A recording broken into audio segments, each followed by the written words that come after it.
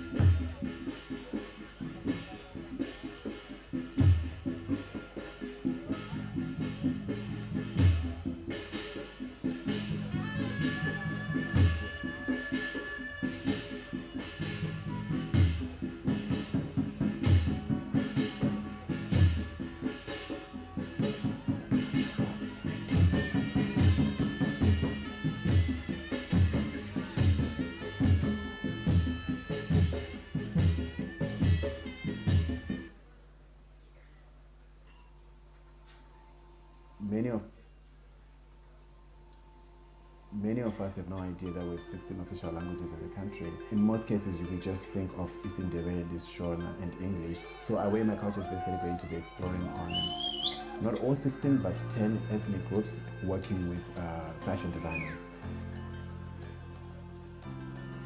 My favorite part was the huts and how they paint their huts. So we had to walk quite a bit of a distance, and I walked barefoot as well.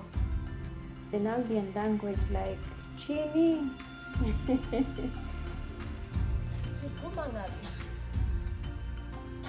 The only thing I knew about the Shangani was that they're colorful.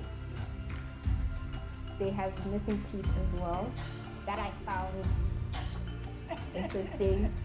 I mean, have you seen it? It's Great Zimbabwe. I mean, I think that's what everybody takes away from Great Zimbabwe. I learned a lot about how women differ from men in terms of culture. Our cultures are expressed in various ways, through our attire, through our architecture, through our sculpture, through our artistic performance. Why it's called Away My Culture is because we want people to wear who they are with pride.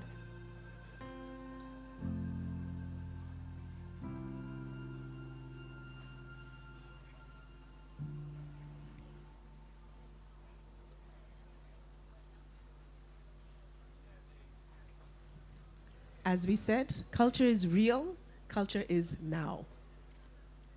I'd like to invite Stephanie Grant, who's the director for the Cultural Protection Fund, to come and take us through the next conversation, which is all about communities and how they are digitizing their culture. Thank you, Stephanie. Hi. Habari zenu? Good afternoon, everybody. It's a real honour to be here, and especially to convene this session. So I'm Steph. I'm the director of the Cultural Protection Fund, which you've heard a bit about already today. So I'll just quickly say we protect heritage that's at risk in 19 countries across the Middle East and Africa and South Asia. And we encourage local decision-making and leadership, so prioritising local expertise, but also enabling global partnerships. And that's a really fancy way of just saying that we really want community voices and choices to be at the centre of the work that we do. And that's kind of what this current session is about. And I don't want to take up too much time because we've got an amazing lineup of panellists. So I'll invite them all to come sit here while I introduce them to you. We have Gilmore Kawe-Kumalo, known as Gilmore T. He's an award-winning media practitioner, curator, researcher, cultural manager and creative entrepreneur, founder and creative director of Paperbag Africa, which is a content creation, management and public relations organisation, as well as founder of Pikani, a pan-African lifestyle and cross-networking platform that integrates young achievers and leaders from different sectors of influence over an evening of food, exhibitions and networking. Karibu. Mutanu Kenya, Programme Outreach and Partnerships Lead at Africa Digital Heritage. She's a digital heritage practitioner whose work blends community, culture and technology, and she leads projects that centre African voices in the preservation and sharing of history, and she's the lead researcher and strategist for the Skills for Culture programme, which explores how digital tools can support cultural work for practitioners working from national to community level. Mutuku Muwindi. He's the founder and director of the Akamba Cultural Centre and Museum. The centre is a model for community-rooted heritage conservation, integrating natural regeneration with living history and prioritising environmental restoration. And believe me, you'll want to go and visit that cultural centre once you've heard from him, as I do. And Nick Wang Ondu, a storyteller and media creator with over 15 years experience focused on African heritage and culture. He's the founder of Scriptease Productions, Kenya's first media company to produce exclusive in-flight content for Kenya Airways. He hosted Mashariki Mix, one of Africa's most widely viewed lifestyle shows, with over 100 episodes filmed across the continent. He's also hosted travel diaries, celebrating the country's heritage and local communities, finally finding his true calling behind the camera, so directing Africa's first interactive travel show, and now leads the direction of virtual reality heritage using immersive VR to document and preserve cultural heritage across Eastern Africa. So, as you can see, an amazingly qualified panel. You don't need to hear from me, and they're going to give you a little bit of a flavour of their work each. So over to you, Gilmore, please. Asante sana. So I learned something, so I need to greet you. Niaje watunguyas. Niaje watunguyas. Rada. Jina langu ni Gilmore Kawe Kumalo. Natoka Bulawayo, Zimbabwe. I've been sweating for the past days. So I mean, for me, doing what I just did is very important, because when you're in a space, a people are a people with what they eat, how they speak, how they dress like, how they dance, the music that they listen to. And it's important that when you get into a space, you need to acknowledge that. You need to recognize people by their language. I said niaje to everybody, because I need to be able to recognize that I'm here, I'm in Kenya, and everyone in Kenya has been such an incredible human being, from the immigration to the guy who picked me up was teaching me this, and Eric was also teaching me. There's also Anto was teaching me. Hey, calm down. So I think after greeting you in Kiswahili, I need citizenship, right, in Kenya? Thank you very much. Please, let's lobby for that. All right, so my name is Gilmore Kawe Kumalo, ngingumntungwa, umbulazi omnyama, umzilikazi kaMashobane. Those are my praises for my clan in Bulawayo in Zimbabwe called the Ndebele. I work within the creative industry, mainly on doing research across Zimbabwe, looking at the different ethnic groups that we have in Zimbabwe.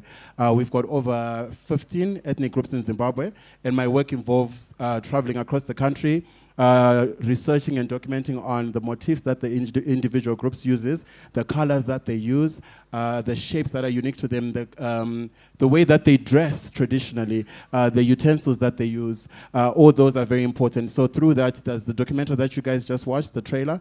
The documentary is out. It's been winning awards everywhere.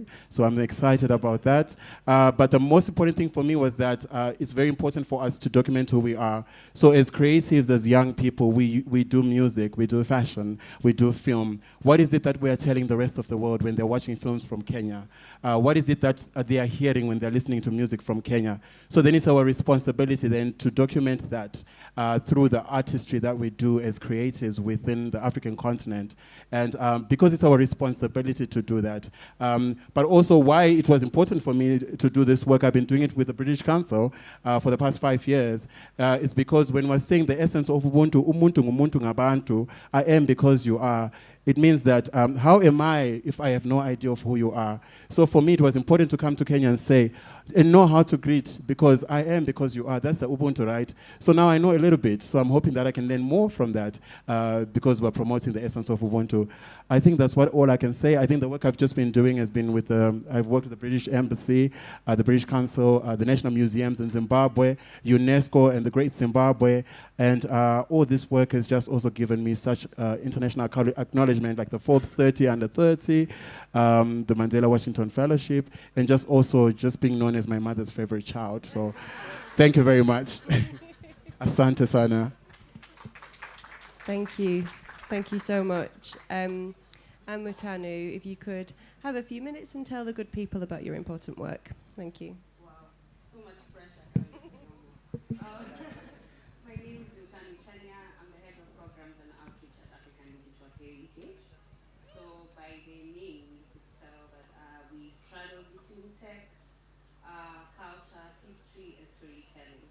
So what that basically means is we try to use digital tools to promote African cultures and histories. For us, tech is not just something that you use to build futures, but also something that will help us radically imagine, redefine, and restore African past.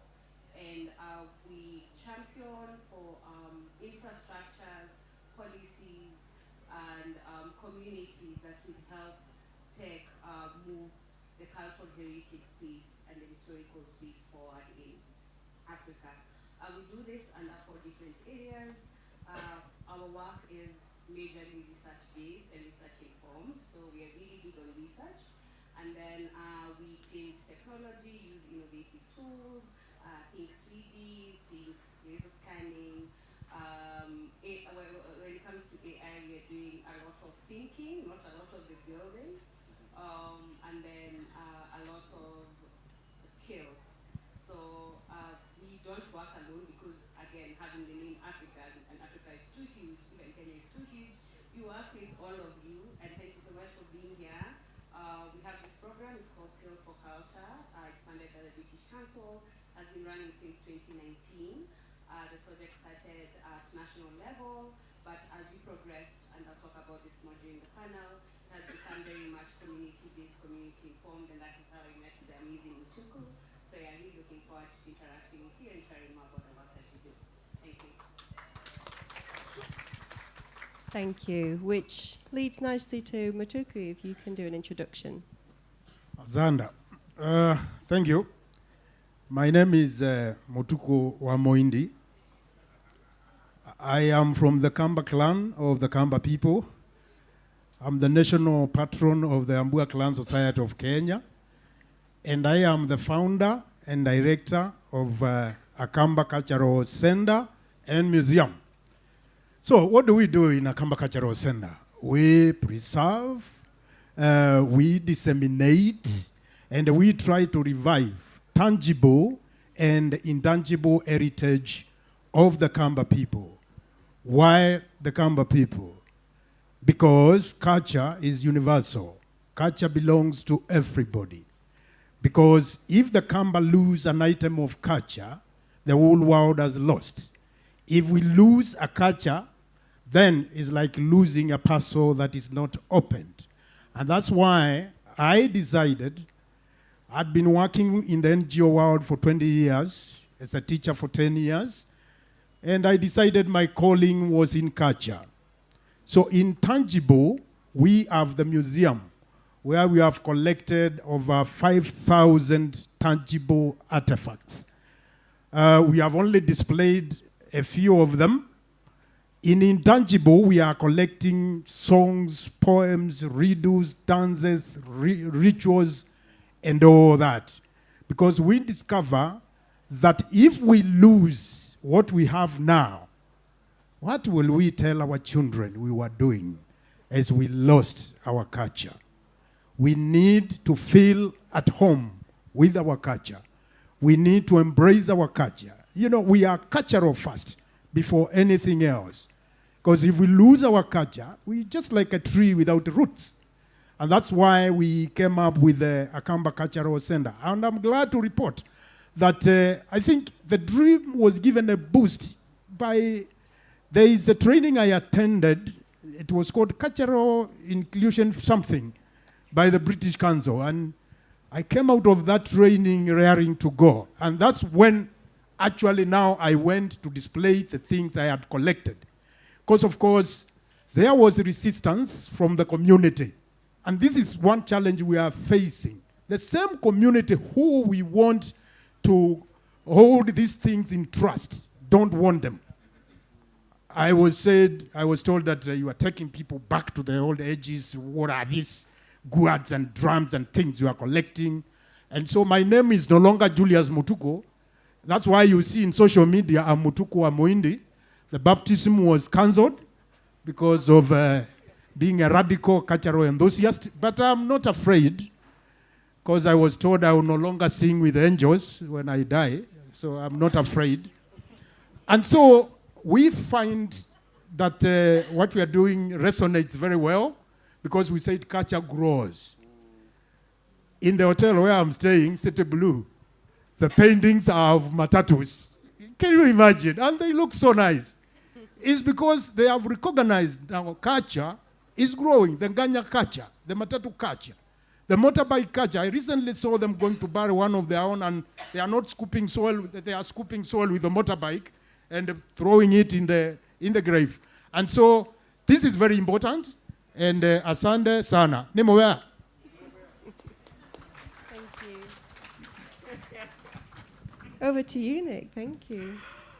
Wow, pressure. I think it's pretty clear. My fellow panelists have done this before. This is my first time, so bear with me. Thank you very much for the introduction. I believe the reason I was invited here was because the project I'm currently working on is at the intersection of using technology to preserve our heritage sites across Africa, starting with East Africa. I've always had a passion for African heritage ever since I can recall. I've had the privilege of visiting a number of heritage sites across Africa. Being a Kenyan, I started to have a better appreciation of our heritage sites. As creatives, we wondered, how does a Kenyan who lives across the country and may not have the means to visit these sites actually visit them? These sites are taught in our curriculum, yet a large majority of the youth that learn about these sites will never step foot in them, will never really get to truly appreciate the significance of these sites. We asked ourselves, how can we bring Fort Jesus to you? And thus, VR Heritage Safaris was born. We wanted to do something different, well, at least different for us as creatives. Filming a typical documentary that gives the viewer the feeling of looking through a glass window can be slightly boring if you want to really engage in matters of heritage and culture. So the real question was, how do we make a history lesson, for lack of better words, sexy? We want to immerse our audience inside each of these sites, giving you a personalized tour. In other words, you'll feel like the site was closed down just for you. Because of how important this project is to us and the communities we choose to interact with, it is our responsibility to make sure that these communities tell their own stories. Our job is to share their story with the rest of the world. The typical approach would be to identify the community, collect research, go to the community, use the community, create the content, and leave the community without any direct benefit, besides the immediate compensation for their time and effort. That approach is wrong and has been your typical top-down approach for telling stories. Our approach is to first and foremost identify the sites. After identifying these sites, we then approach their custodians, which in our case, for Jesus and Thimlich, was the National Museums of Kenya, and kindly requested they put us directly in touch with the community of leaders they work with at each of these sites. The community leaders are empowered by the local communities and will guide us in the best way to approach their community respectfully. They will help us source the participants we'll be using in our reenactments, such as local dancers and artisans. By involving the community leaders in every step of the process, you're giving them the opportunity to actively involve themselves in protecting, preserving, and helping amplify their knowledge. Before we stepped foot into any of these communities with a camera, we first went and had a conversation with the elders. That conversation was not just with one elder, but many elders and leaders, shaping our understanding of how these communities lived many years ago. With the information gathered, we went on and met with the experts who was provided to us by the National Museum to cross-check the information we gathered on ground. This stage is also important because, as you can imagine, a lot of elders we engaged with had information handed down to them verbally, with some having their own visual accounts, and that can lead to a lot of misinterpretation. We also want to make sure that this project has a long-lasting impact on the community, one that will be felt one that will be felt after the project is completed. We'll do this by leaving a heritage chest at each site. This chest will be under the custodianship of each site and contain all the props and artifacts we created for the reenactments we featured. This chest will be used by the museum together with the community to perform reenactments on select days as a way of increasing revenue and generating income while supporting awareness of these sites. These props and artifacts will be sourced and made by the local community so as to preserve the authenticity of not only the story, but the look and feel. It is imperative that as storytellers, we are ethically led in our approach within these communities, and that's why we're not only speaking to the local elders, but we're also engaging the local area chiefs.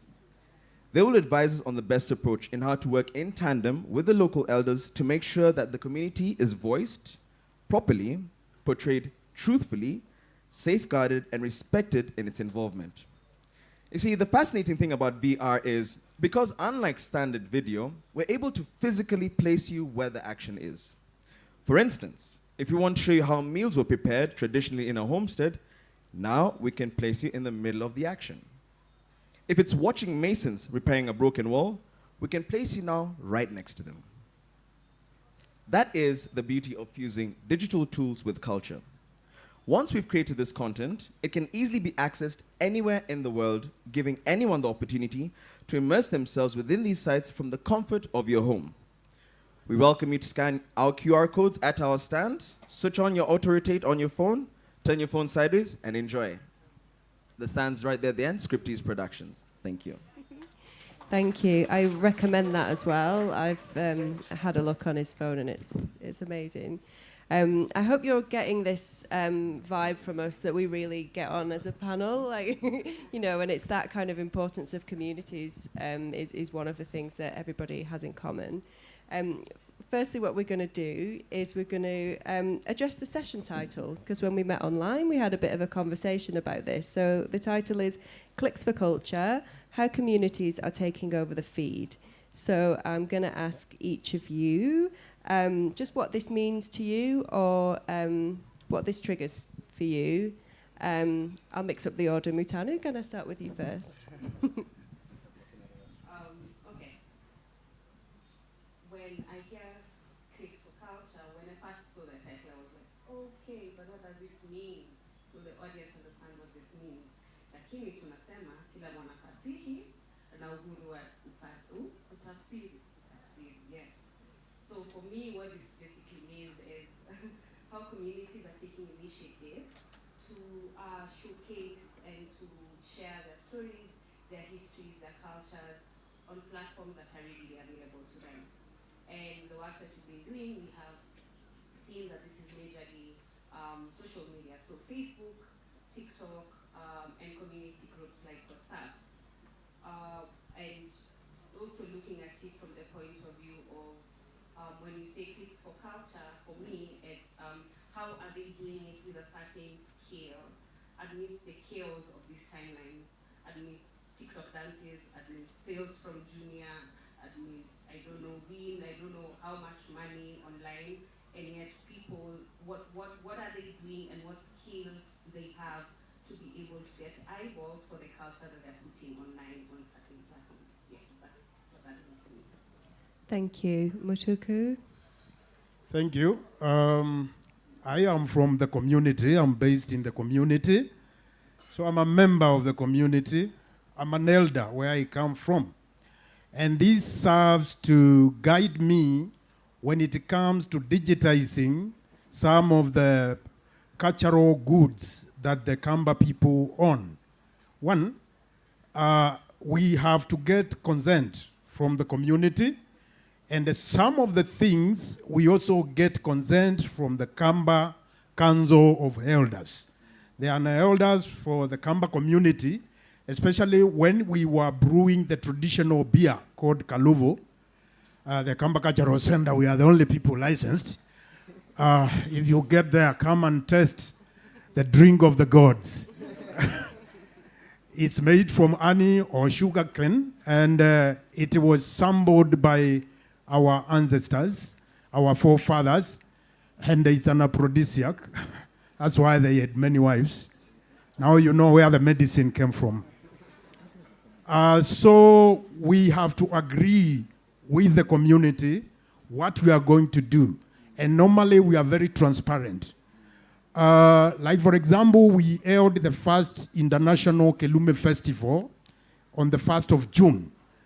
This was a festival that brought together groups that do Kamba traditional dances. And we had to agree before how much will each cater for the transport and everything.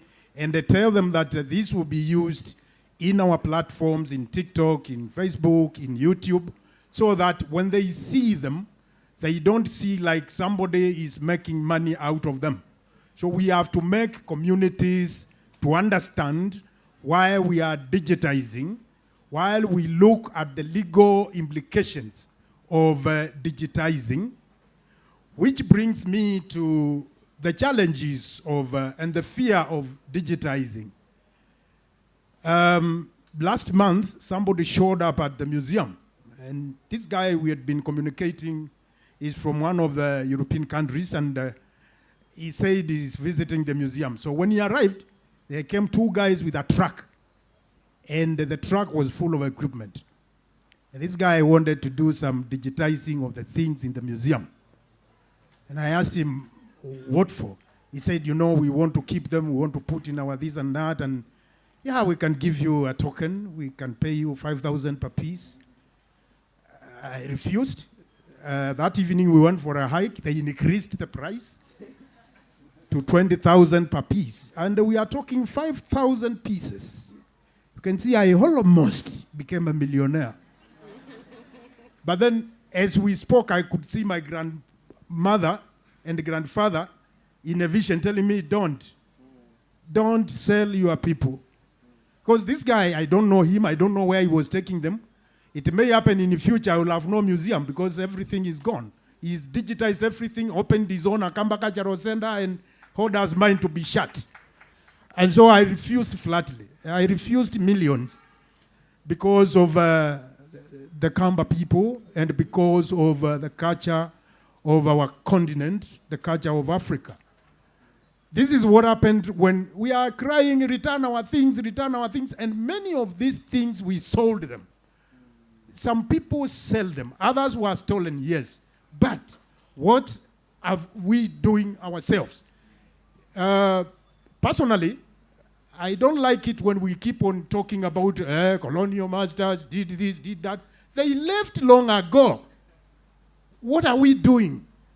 You know, somebody puts chains on you, removes them, leaves, and then you pick the chains and put on yourself, and they start crying. Oh, these chains were put here long ago, I can't remove them. Please, let us remove these chains and let us learn to conserve, preserve, and disseminate our culture. Let us be proud as a people. Let us be proud of who we are. Let us be proud of culture. So basically, that is it. Nimubea. Nimubea means thank you in Kigamba. Thank you. But it's good to have this space to talk about how digitizing could also be, you know, stealing if you're not sort of ethically managing that and you don't manage the ownership of it. So yeah, that's good. Any thoughts, Nick, on the title of the session? For me, Clicks for Culture, two things come to mind. First one is no more red tape. What do I mean by that? 15 years ago, if you wanted to create a travel show, like we've done, you had to think of the idea, go to a broadcaster, get the broadcaster to like your idea, get them to invest in your idea, and then go and create that content and hopefully get a market. You don't need to do that anymore. If you have a phone now, there's so many vloggers that, like, you get so many people who do food shows and travel shows. Mark Weens on YouTube is a huge food blogger. He's got millions of followers. He walks around with one camera. One camera, that's all he has. Before you'd need a whole production company. You'd have to have 15 people behind that. So number one is red tape. That's gone. There's no more red tape. Number two, cultural reclamation. Because now, before you'd wait for a big documentary company or big TV house to come to a particular community and film them, and that's how the community felt seen. Now the community doesn't need that anymore. As long as they have the tools and they know how to use the tools, they can create their own narrative and show their own story. So that would say the two things that jump out for culture would be, one, red tape, that's gone, and then two would be cultural reclamation. Thank you. Fancy. When I saw Click for Culture, for me, it was more of, it sounded like a clickbait, first of all. But then I then thought about it to say, you know what, but there's also an opportunity, especially when you're taking over the feed. So we have stories. We have stories that are within our grandparents, within our villages. But then those stories need to be told. So the opportunity that we have is the advent of social media that we are living in right now. So the question now comes to us to say, what is it that we're doing? What is it that we're telling with the social media platforms, with all this digital space? What exactly are we telling? Because, again, the red tape has been cut. And also, data, you should have taken that money. We should have been rich today. But anyway. No, so it's... there's that opportunity for us to tell our stories authentically from a point of authenticity. We're cutting the whole red tape. We now don't have to go to broadcasters. We now don't have even to go to like major networks. You see there's an example of a young designer from Senegal called Sarah Diouf. I don't know if many of you know her. Sarah Diouf, amazing designer. She's just been making her clothes in Dakar in Senegal, and she's been posting that on social media platforms. But just recently, I'm sure everyone knows Beyonce besides Stephanie. Beyonce was wearing her costumes, but they discovered it on the social media platforms, right? Her team discovered her there. So the question now is like, how are we actually using that platform? What are we doing? How are we also telling these stories? Because for many years, everyone else has been telling our stories but ourselves. But while we're also telling the stories, there's also the need for us to be cognizant of things that are sacred to us. You know, because when you're working with communities, when you go to the communities, the permission that you need to ask from the local leaders, the traditional leaders, yes, the national government can give you a letter to say, oh, Gilmore, go across Zimbabwe and film whatever you want. Go to the Great Zimbabwe. But when you get to the Great Zimbabwe, you still need to see the chiefs, the traditional leaders, the traditional healers, the Badzimu. Talk to them, have conversation with them, because there's some stuff that is still sacred to us as a people. As much as social media is there and the digital space is there, but we also need to be very cognizant and also keep something to ourselves. This is why we all don't walk around naked. We always close our breast or our private parts, because you can't give everything, right? So just give something, but not everything. Thank you. Thank you. We have stories, you know, and how do we then share those stories in a really ethical way? And that's what the next question was going to be about. But like, in your experience, is there resistance? Is there a lack of willingness in communities sometimes to use digital tools? Matuku, you touched on this, and I'm using the word community very broadly, and also, you know, digital tools differ. I don't necessarily mean very high technology, but yeah, I'll come to each of you and just ask if there's any sort of lack of willingness and sometimes ability to be able to use digital platforms. Mutanu, can I start with you, because it's kind of, you are right at the intersection. Yes, happily. In order to answer this, I need to give you a brief of the project that we discussed for culture. So when we started the project, I said we are a research-based research-informed. Our programs are very much research-informed. So we went to the field to see what skills people have to preserve and promote their cultures.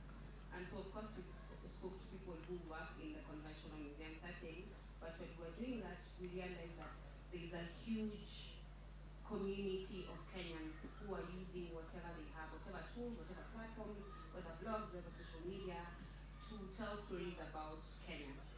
And in the research, I remember we wrote they're called bogus, but now in hindsight they really aren't, because you find that someone was, maybe during the day they are a digital analyst, but at night they're telling you stories of, or they're posting photos of history, and people are interacting with them a lot. And it's in the same phase that we met Mihanki from Paukwa, but she was also doing this, like using tools that are already there, but not really trained traditional museology, anthropologist, archaeology setting. And so yes, the willingness is there, if you ask me. I think the ability is what we need to talk about more. How are we supporting or funding an industry and ensuring that these people who have the willingness continue to do this work and don't have to, do it as like a part-time gig? Yeah. How are we able to support it, whether with policies, whether with funding, whether with building community, in order to build a fully fledged industry on this continent, I think is my question. So the willingness is there, just the ability is what we need to define better. Thank you. And on ability, it's about funding and it's about infrastructure as well, and it's about being able to carry on managing those platforms once that funding has gone too. Muku, because you touched on this. Yes, when it comes to digitizing, one, we find majority of the community are willing, but say for a few who may think when you digitize, you are making too much for me and I need a cut of this. This is because, there are stories all over that YouTube makes money, TikTok makes money. So when you post me there, then you need to be paying me when you are paid. Now there is that challenge, especially when they get enlightened by the young ones that these things mean money. So somehow some of them will say, oh no, you see, you are making money out of me, you are making money out of... While others are ready to be digitized. Like there is one clip I posted on YouTube about traditional birth attendant in the Kamba society. This lady called me and said, because I feel my time is almost nearing the end, I want to tell people what I do and what that means for the community. And we did that, and it generated a lot of interest from the mainstream media, from television stations and all that. And so it's a mixture, but the world has always been a mixture. There has to be opposing forces. To every action, there is an equal and opposite reaction. So we're still going with it, and there are no worries about it. I have to mention Mutanu. They held a workshop in the community, in the village. And they listened to people, and people vented out. People told them exactly what they want and which way forward. And I must say, Africa Digital Heritage, thank you. I'm the only guy seated with my donor. So they did some tremendous work, and the community is now taking the work very seriously. And the tricks she told us about digital media, we are seriously using them to our advantage. And so I can say communities are receptive, especially the Gen Z. During the Gilmore Festival, Gen Zs hired vehicles and traveled all the way from Nairobi to come and attend that festival. And we made sure we allowed them to film, to go live, to do all sorts of things. And they demanded a second bigger one, which we are scraping resources so that we can hold it in December. Because when we hold these festivals also, the community gets to see, the urban community that has never seen these things. Then we give these groups a reason to keep the group going. Because they see now this group is needed, this dance is valued, so they keep that culture going on. Because if we don't recognize them, they forget, and everything is lost. And I'm closing this, my closing remarks are, we have some items in the museum which nobody knows how to use. Like, we have a musical instrument, and we've been squaring Cumberland for anybody who can play that instrument, and nobody seems to know. Bombers of Kenya came there, they looked at it, nothing. These guys from Sweden who are doing some Sounds of Africa, nobody could play that thing.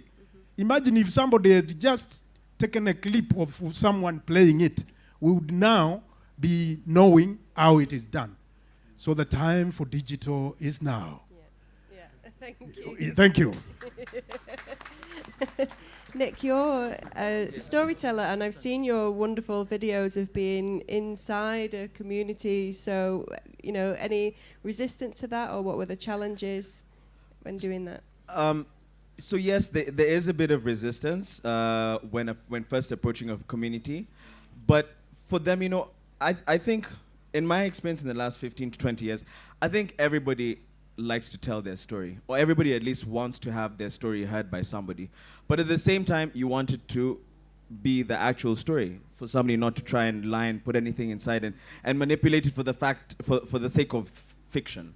So that's one of the things that a lot of communities are hesitant about that we've worked with, is because they feel taken advantage of, for lack of better words. They feel like their culture has been extracted from them without them having any say. So they don't mind telling their story as long as the person who's telling their story keeps to their story. That's the most important thing, keeps to their story. There's also a lot of unwillingness because of just dirty games that have been happening. I'll give you an example. Like, I use this example. There's a big telecommunications company in East Africa that had a campaign maybe 15 to 20 years ago, and they used the image of a fisherman casting his net. Now, that image was taken by a really good photographer, and the fisherman was compensated possibly 60,000 shillings for that image. But that image went across East Africa. His family members were calling him and telling him, "We're seeing you in Dar es Salaam. We're seeing you in Nairobi," taking photos and now sending it to him. Now, in production, as a model who's on a billboard, he should not have been paid anything less than 1 million shillings for that sort of a campaign. Now, when he's finding out he's been paid 60,000 shillings and somebody has pocketed 940,000 shillings of his money, for us who go inside there with a clean heart, they don't care about our clean heart initially. They see the camera and they're just like, "You're here to extract." So there's a huge barrier that we have to break initially, and that's why it has to be a conversation. You can't even carry a dictaphone. It has to be a conversation, like, what are you doing here? So once they understand that you're here to document their story, it's not your story, to document their story, and making them collaborators, and not just people who you just fish out information from, but making them active collaborators in telling that story, then they're very willing to be part of it. Thank you. Gilmore, you probably feel the same, but please. You know, I just want to add on to that. I think also there's ethical observations that we really need to have. Because when you're getting into a community, I think I experienced that a lot in Zim. So traveling for 2 years across the country to some areas that I've never been to or heard of, because in search of, you know, just trying to understand the different ethnic groups in the country, I realized that, yes, I'm Zimbabwean, but if I'm going to the Xhosa people, which I don't belong to, I need to go with someone who belongs to them. So the willingness is there, but also they need to see themselves in the project. And also I think our approach in most cases when we're coming in as outside, because I'm an outsider if I'm going to the Xhosa people. We're all Zimbabweans, but I'm an outsider, I'm in development going to the Xhosa people. So it means I have to take a Xhosa person with me to the community, and the person introduces us to their people. And then when they introduce us to their people, then they welcome us. So we had to do all the protocol of the chiefs, of the village heads. But it's only when you do that, that then they are willing to share their stories. But there's also need to verify the things. So yes, we want to tell a story, but where is the authenticity of it all? Because most of the times you read stuff, like for example, with the Tonga people in Zimbabwe, they're also found in Zambia. There is a story that their water god is a snake. But then when we went to the Tonga people, we spoke to the oldest couple. They're like in their 90s. They're the ones that travel between Zimbabwe and Zambia, telling the stories of the Tonga people. And they said, no, it's not a snake. It's a big fish. It's our water god. But then the history that's there, because we go and we want to tell their stories because we feel, oh no, they don't have a voice to tell, to voice out. We end up misinterpreting. So the thing is, the willingness is there. But we need to authentify these stories. We need to be able to work with the people there. And when we're entering into the communities, we need to realize that they are on a higher level. So there's no, I'm coming down their level. Are you mad? Coming down whose level? These people have been existing in this space for so many years, and they know the whereabouts. Even if a gun is to sound now, they all know where to hide. You remain standing by yourself. So why are you saying you're getting into a community and you're coming down their level? You are the one who has to come up their level, because you have no idea how these people exist. Yeah. Right. this is why you need to give me citizenship in Kenya. So that's the approach. The approach should be, get in there. I'm a canvas. I don't know anything. Please teach me about yourself. You have the capability. You have the means of how to exist in this place. And you find out people who open up and they want to share their stories. So I would just, mention that. And thank you for that. And that's a great bit of advice for people who are working in cultural heritage, who do want to work with communities. Is there anyone else who has like a kind of final piece of advice that you want to share before I see if anybody else has got a question? Thank you, brother. I think we need to learn, as I said, to value who we are. Let's not abandon our language and our culture. Because in the Kamba community, when people come over in December and you try speaking to their children in Kikamba, they say, usiongeleshe mtoto wangu hiyo lugha. It's like not knowing your local language, you are at another level. No, you are at a lower level. You have to discover that because you are on borrowed clothes. And you cannot brag with borrowed clothes for long. And our people finally said, even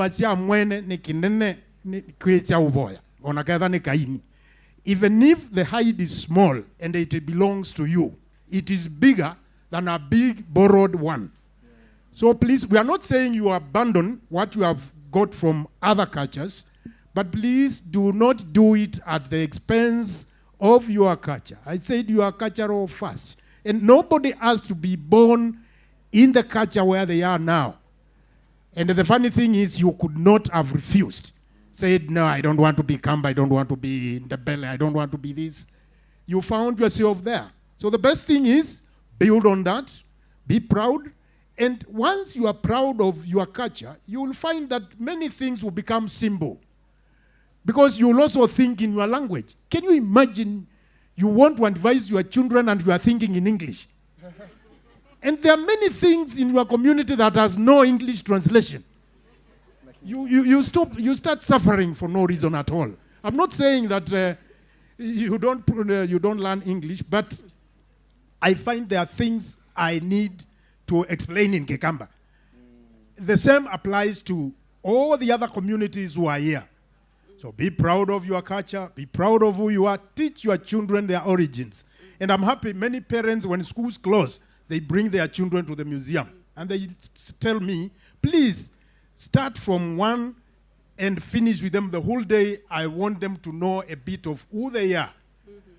If you do not know who you are, anybody can tell you who you are. And many times, they tell you the wrong things.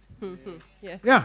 They will tell you, your grandfather used to be a thief, so you look like you are a thief, because you don't know who you are. And if you don't know where you are coming from, you are like a guy going on a trip, and he doesn't know where he's going. Now, who will tell you where you need to go? Have you ever seen somebody traveling and then they tell you, I think I'm lost. You ask them, where are you going? They tell you, I don't know. So now, how do you guide a person who is already lost? Those of you who read literature long ago, Alice in Wonderland, there was this Cheshire Puss, and Alice was found crying, and she said, Cheshire Puss, can you tell me where I need to go from here? The Puss said, that depends on where you are going. She said, I don't know where I'm going. And the Pussy told Alice, then it doesn't matter which way you go. And the worst is, even if you get there, you will not know whether you have arrived. So people, the problems we are having is because we abandoned our culture. We abandoned the way, our cuisine, our medicine. That is why we are suffering. So the young generation who are here, take that challenge. We have chemists. We have our herbs that can treat literally every malady known to man. That we chose to, when you are in Aga Khan is a good hospital, but people think when you are in these big hospitals, then you are a class higher. No, you are not. Thank you, colleagues, and please, let's love who we are. You have been told. I'm being told it's time, which means I think I've run out of time to ask anyone questions. But yeah, I'll give you final word, and I think Mutanu wanted to go first. I think for me, it's basically for the people who want to explore digital heritage and marginalized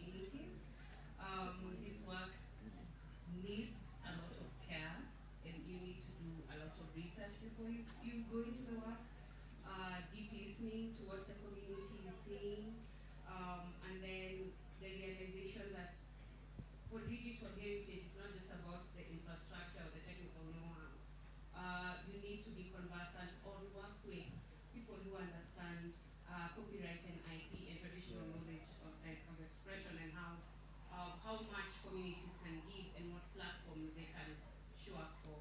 You need to work with policymakers to tighten the laws to ensure that communities are not being extracted from another medium, which in this case is digital, right? But above all, I think when you're working with communities, and I think because everyone here has come from somewhere, you learn really quick that there are things that people want to keep for themselves.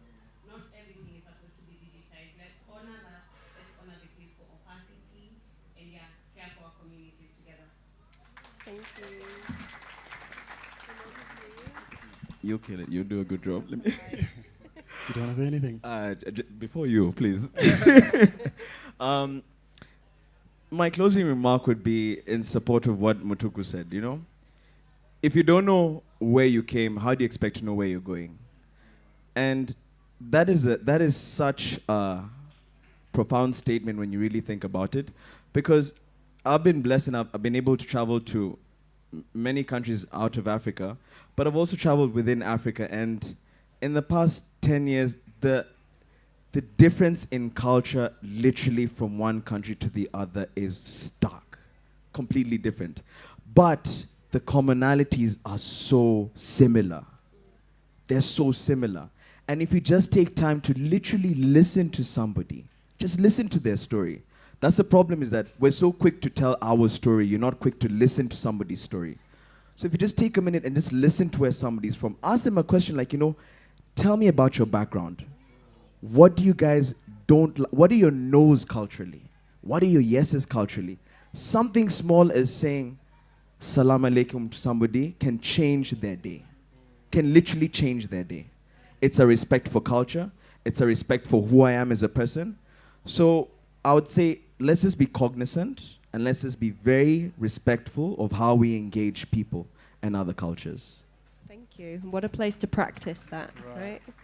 So I won't take much time, but I think one thing that keeps coming back to my mind is back in the days we used to tell stories through oral, folk tales, inganekwane in isiNdebele, where the grandparent would sit and then the children would sit around and then they're telling the stories. That was a powerful way of transferring skills and knowledge from one person to the next. We see that in Zimbabwe, in the Matopo region. The women in Matopo, every season they paint their hearts, and every symbol that they're putting and the designs that they put on their hearts, it means something to that people. So one thing that is challenging to us as young people is we sometimes think that our elderly, our grandparents are, I don't know if it's the same word here in Kenya, gwash. In Zimbabwe, in Southern Africa, we say gwash, like it's like, I don't want to sit with my grandmother because, she doesn't know much. But actually, we need to build the gap between the old and the young people, because most of the times we're telling things that are actually not authentic at all, because we don't want to go sit with your grandmother and go visit in the village and just spend an hour. You'll be so shocked what this woman carries and what she knows. So I think let's go back. Let's go back. I think there's such an uprising in Africa where people are going back and they're trying to find themselves. It's there in Southern Africa. Everybody's going back. They're going back home. And going back home means you're going back to your grandfather, to your elderly man. You sit down with him and you ask him, why is it that when we're slaughtering cows, we don't, in Ndebele we say, we don't pierce a cow. We slice it. We believe that if you pierce, that's why you're going to have those sharp pains here. So that's a cultural story. So people are people by what they eat, how they dress, how they sing, what they listen to. So you can only be that person if you go back. Let's build the gap between the old and the young, because our elder people, they're superstars and our culture is so cool. It only needs us and the platforms we have to tell those stories. Thank you so much. Amazing. I don't need to add anything to that, just to say, come find us and talk to us. Come and find the Cultural Protection Fund team and projects in the exhibition. Asante sana.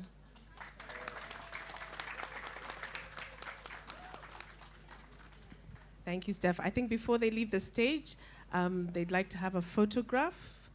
If the photographer is here. I cannot, oh, there he is, yes. You can take your photograph. In the meantime, what was running along in my mind as the speakers were speaking, emancipate yourself from mental slavery. None but ourselves can free our minds. Yes. So the prophet said, so we must do. It's up to us. We're the ones that we've been waiting for, by the way, in case you are not aware. I'd like to invite you after all the sessions to take a moment to visit the exhibition space, to see the Likikiri Collective, the Natural Roots Foundation, the Bajuni Project, Action for Hope, and so many other fantastic exhibitors who are making tangible and intangible cultural heritage products, some of which, where is Mukami? Is she here? She's not in the room. She's wearing a tangible cultural heritage product that she picked up from the exhibition, so I encourage you to do the same. I'd like to invite the moderator for our next panel, which is all about digital platforms and the future of cultural memory, as curated by people. Dr. Njabulo Chipagura is an assistant professor of African anthropology at the National University of Ireland, where he's advancing knowledge and discourse around decolonizing museum practices, especially by challenging earlier ways of knowledge production, as we see in a lot of the northern museums which hold African collections. So, Njabulo, I would say, over to you. Let me give you this mic. Thank you very much for the kind introduction. I'm not going to go into much about my biography and what I am, because it's already been said. I'm Jabulo, or you can call me Jabu. I was a curator. I'm still a curator. I was the curator of African anthropology at Manchester Museum for a while, for 3 years, before I moved to the National University of Ireland, where I'm an assistant professor. So we've been talking about museums in the morning and what museums are and how museums are being conceptualized as spaces of collections and knowledge production. So in this session, I'm going to be moderating a session on digital platforms and the future of cultural memory that are curated, I like the word curated, by people. So I have, on my moderation panel, I'm going to introduce you to 4 people who I'm going to read their bios and ask them to walk to the stage. I'll start off with Beth Achitsa.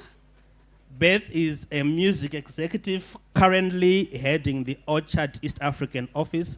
She's a creative cultural industries professional with experience in organizing music conferences, festivals, and managing cultural creative projects. She is keen on various aspects of Kenyan musical industry and how the industry can leverage the opportunities available on the global stage. Welcome, Beth, and happy to have you on this panel.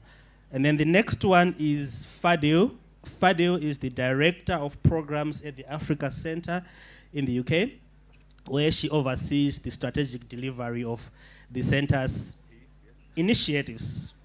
He is responsible for coordinating marketing and communications, as well as community engagements and partnerships. Welcome, Fadil, to the panel. The next one is Quinn.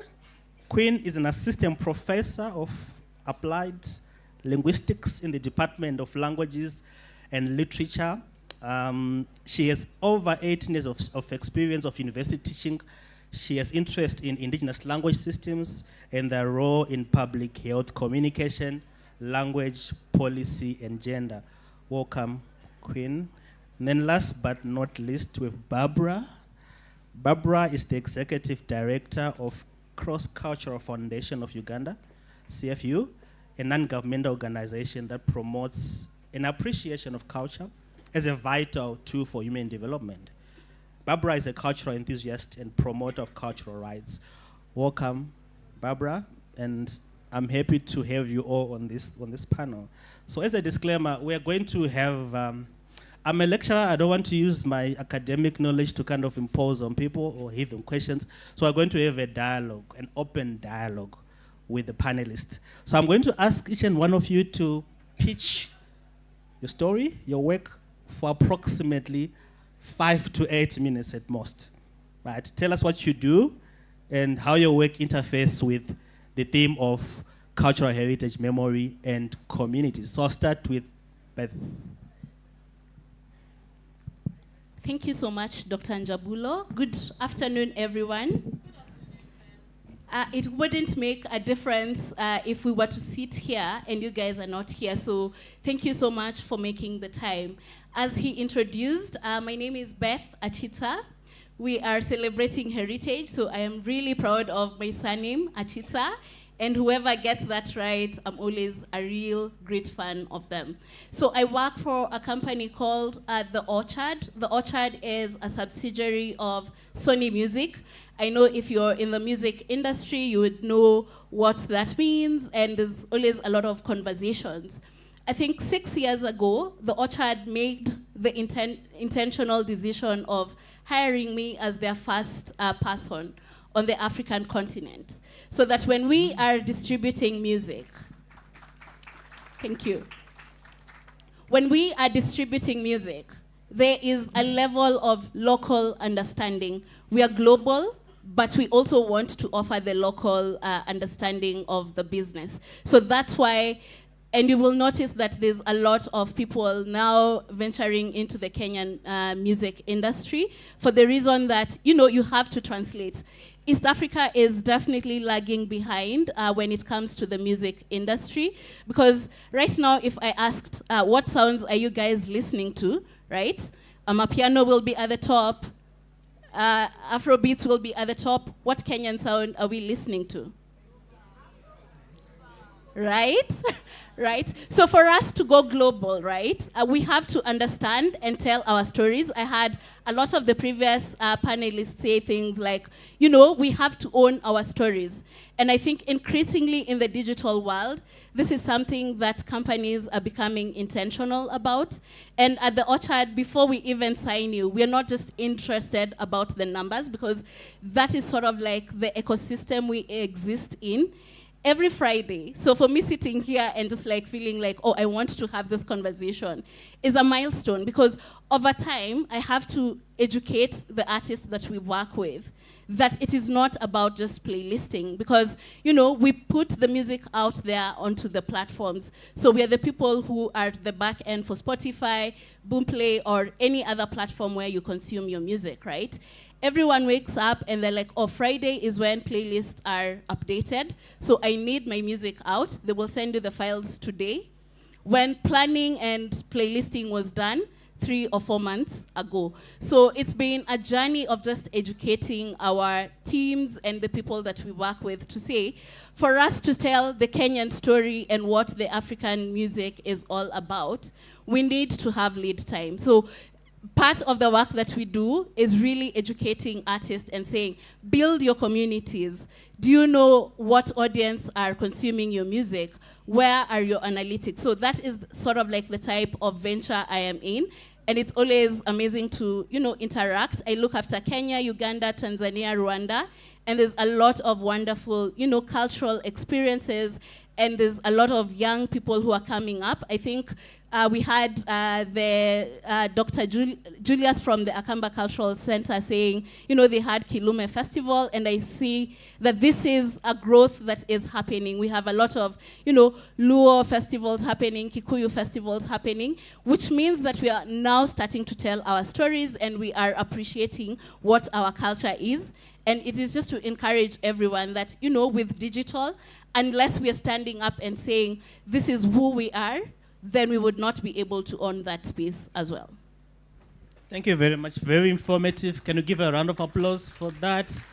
I'll move to Fadu. Can you just reflect on your work and how you are engaging with communities in different aspects? Yeah, thanks for the invitation. It's a pleasure to be invited. So first of all, just to say thank you to Sandra, Mo, Kanze, Boniface, Professor Kimani for the invitation. It's an honor to be here and work with him on the UK Kenya Season of Culture. So my name is Fadu. I'm the program director at the Africa Centre in the UK. Has anyone heard of the Africa Centre in the UK, apart from the British Council colleagues? Yes. Thanks. So we're actually a 60-year-old cultural organisation that was founded sort of at the turn point of decolonisation, when a lot of countries still didn't have embassies. So we became a sort of hotbed for radical decolonial thought. We were the unofficial headquarters of the ANC. And we're the first place in London that Mandela came to after he was released from prison in the UK. So that's part of our legacy. And obviously, politics and culture are relatively inseparable, especially when it comes to issues of decolonisation. We have 3 main programs at the Africa Centre. The regular programme, which consists largely of the UK-Kenya Season of Culture, which we're delivering with the British Council from May until November. Some of the highlights of this have been, has anyone heard of Bien at all? Yeah. We hosted the launch of Bien's album in London 2 weeks ago at the Africa Centre, which was unbelievable. And next week we have Chimano for 3 days on Tuesday, Wednesday, and Thursday. So when I get back, I'll go straight into that. And it's been an amazing opportunity to work with such fantastic artists. So we have the UK-Kenya season. We also have the Beyond Berlin program, which looks at the legacies of the 1884-5 Berlin Conference and ways to sort of revisit issues that are related to sort of artificial borders created from colonialism. That will be culminating in a conference in November at the Africa Centre, which I'll share information with, and anyone can ask me about later. We have an art gallery as well at the centre. We have about 8 exhibitions a year. We hosted one as part of the season, curated by Rosie Olang, who's Kenyan, and Ian Mirembe, who's from Uganda. We showed about 5 or 6 amazing mixed media visual AR pieces at the centre. We also have an LGBTQ plus program called Shakula that creates a safe space for members of the community through music, workshops, dinners. It's a really good way of engaging and making people feel at home, as the motto of the Africa Centre is the home away from home for Africans in the diaspora. We also have a youth program called the Young Africa Centre that has about 50, 60 volunteers. They curate events around careers focused and culture and identity. In terms of our heritage work, I mean, everything we do is to do with heritage and African culture, but specifically we have built an archive over the last 60 years, which is supported by the London Metropolitan Archive. It's largely physical. We're in the process of digitization and hope to make some of that available online, but obviously there's funding issues that prevent sort of access to that. But yeah, we aim to sort of promote African culture and African excellence in everything from advocacy to entrepreneurship to creative industry and economy. We'll be hosting a creative industry symposium the 18th of October on the sidelines of 154 Art Fair, which is the largest African art fair in the whole of the world. And we'll be inviting a number of Kenyan artists and creatives to participate in that. As well as on the 9th of September, we'll be hosting a sort of a mirrored and slightly smaller version of this conference at SOAS University of London, looking at digital heritage, restitution, and reparations. And my colleague Connie will be here later and can talk to you more about that as well. Thanks. A round of applause for Fadil. Thank you so much. If you do have questions, please keep them, write them down, because we're going to change the format a bit. I'm going to immediately open the floor for questions after this round of pitches from my panelists. The next one is Professor Quinn. Can you go on and give us a pitch of your work and the connection to the theme of the symposium? Thank you. Thank you so much, Dr. Njabule. I know you mentioned that when you're a lecturer, you need to be very clear whether you are dealing with classroom issues or the audience. So I'll be very sure, I'll be very careful to keep it to the audience. I'm an applied linguist. I teach English at United States International University. Is there any in the crowd from USIU Africa? Yeah, there we go. So those are my students. So I can now start teaching. Yeah. So I'm Queen Juma, and one of the things that I'm fascinated about is that I have 2 projects that I want to very fast share what it is and how then it relates to the theme of today. And I want to give you a scenario. When a grandmother, Kenya has 47 counties, and these 47 counties is in the Constitution of 2010. And so one of the counties is Baringo, Bomet, and the list go on until 47. Imagine a grandmother in Kilgoris, in Kericho County, sharing a Kalenjin proverb about childbirth on community radio, FM, you know? And a young mother who speaks Kitaita but lives in London also shares a Kidawida folktale for a child in London. We are witnessing a very interesting, something that is very revolutionary. And indigenous languages aren't just surviving, the digital age, actually they are thriving as an economic engine. And that's why I want to talk about two things. Why your mother tongue, my mother tongue, our mother tongue, they call it native languages, they call it local languages, they call it indigenous language. Why do these things matter? The language of your mother happens to be your mother tongue. And so it is very important that we keep it. Because indigenous language systems have evolved from cultural relics into vibrant, valuable digital assets in this digital transformative era. So serving two key purposes that I want to highlight. One, they preserve heritage and cultural memory for future generations, but at the same time, they are now creating jobs. So that future generation, who may not be able to speak that mother tongue, is having an opportunity to have a job creation in the near future. And so when we embed all these digital platforms, these languages not only remain static. As you know, for the longest, we perused through, we made our fingers do the walking as we looked for terminologies in the dictionaries. That's where our languages were. We always kept things in the archives, gathering dust. That's where the languages were. But at the moment, we can comfortably say that the indigenous languages are living monetizable assets that everybody needs to look at. And so the paradigm has actually shifted. And it has shifted in two ways. One, it has moved from the static to dynamic. And the dynamic is the theme of today, the new reality, where communities are now creating interactive platforms where languages generate revenue while staying culturally authentic. A couple of scenarios from the recent projects that we are doing on indigenous language systems is when we collected data on building language corporas among the Kalenjin, the Kidawida, and the Luo, and we realized that there is a missing link here. When you visit these native or communities where we grew up, there were ways in which they could determine the climate change. They knew when the seasons for planting was. In Oma Bay or Kisumu or those areas along the lake, or even in the coastal region, they knew when the fish was ripe for harvesting. But all that now has kind of shifted. Now, one of the recent research that we're doing is on the role of local language and public health communication.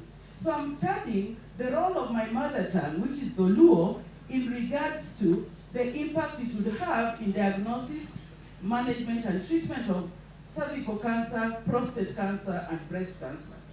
Now, the people in my village may not speak local English or Swahili, but these terminologies like chemotherapy, biopsy, radiology, who translates this information to them? How would they be comfortable with a young oncologist who is 35 years old telling them about their person? Because those diseases, the types of cancer I'm talking about, touches individuals' persons. So how then how does it work? An oncologist or your grandchild takes you to this hospital and you're an older person. At what stage do they describe the symptoms that is affecting you, who is older? And therefore, the digital transformation in this digital age becomes very important. It becomes important because the younger or the future generation, the Gen Z, the younger person who is tech savvy, comes in to listen to this older person and gets the meaning of Chira or Ayaki, which was connoted for HIV and AIDS, and transform it into infographics and technology that is simpler and can be shared among everyone, or in even the Chief's Baraza.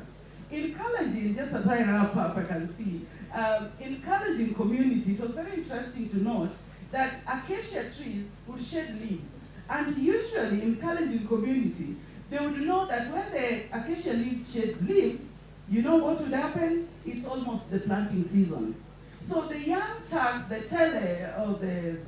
what it's called, the tech savvy guys went and collected information or the data, environmental data from Elder Kiplagat, who later on had his voice recorded and is being played through SMS on our phones and on WhatsApp. So when people from that community get this, then they know very well that things have changed. Why do they believe Elder Kiplagat and not the meteorological station. It is because the mother tongue, the language of their mother, is the language they trust. When their grandmother says that, can you remove all the things from the hangers, if they were clothes or maize being aerated, remove them, they could check the signs of the clouds and automatically know that actually the rain is coming. Now, just to wind up, USIU where I work, we pride in inclusion. And inclusion here is that through the MasterCard Foundation, we are one of, I think, if not the only university in Kenya that has all-inclusive education called diversity, education and inclusion. We have the deaf, the blind, and they are taught within the classroom.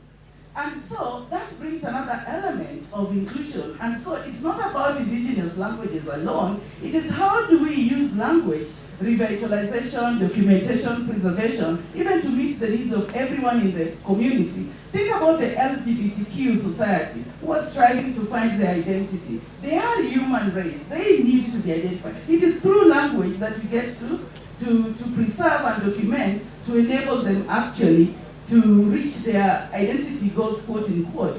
And so when we think about the Kenyan Sign Language and the things that are happening in the classroom and in the society, and I've seen that also happening in this auditorium, then we can truly appreciate that there is a major role that actually indigenous language do play.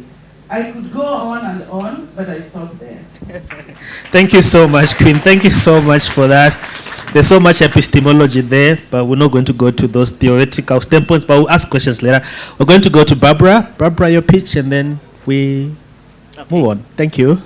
Thank you very much. My name, once again, is Barbara Babwetera Mutambi, the Executive Director from the Cross-Cultural Foundation of Uganda.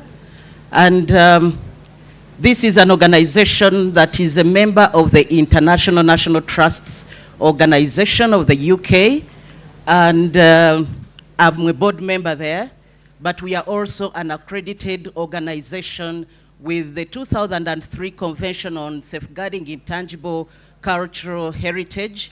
We provide advisory services, and I sit on the evaluation body that assesses the elements that are submitted to be enlisted on the international scene.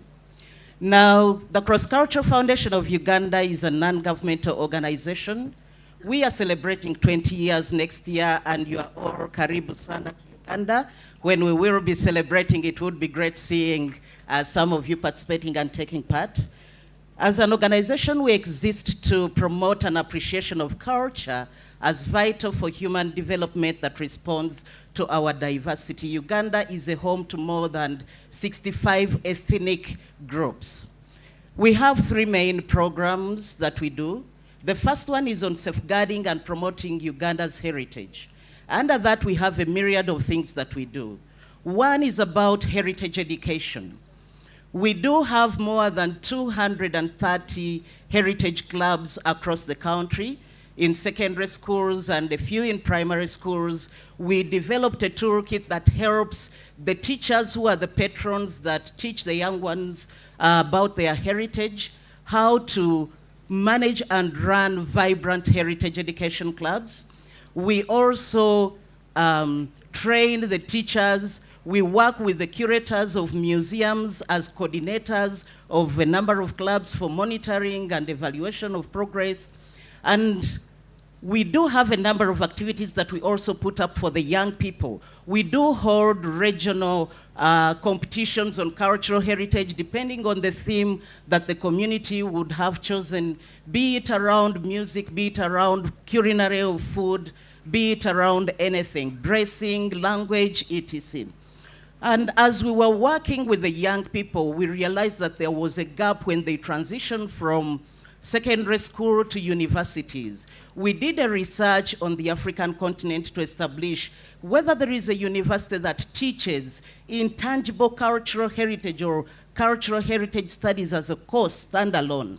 And they were very, very few on the African continent. So with the support from UNESCO, we started up the first ever bachelor's degree in cultural heritage studies in Uganda, piloting with 4 universities Two are making great strides. We had our very first graduates last year in December, and the good thing is that immediately they were done with their graduation, they are all employed. And yet the greatest question that usually runs around is does culture put food on the table?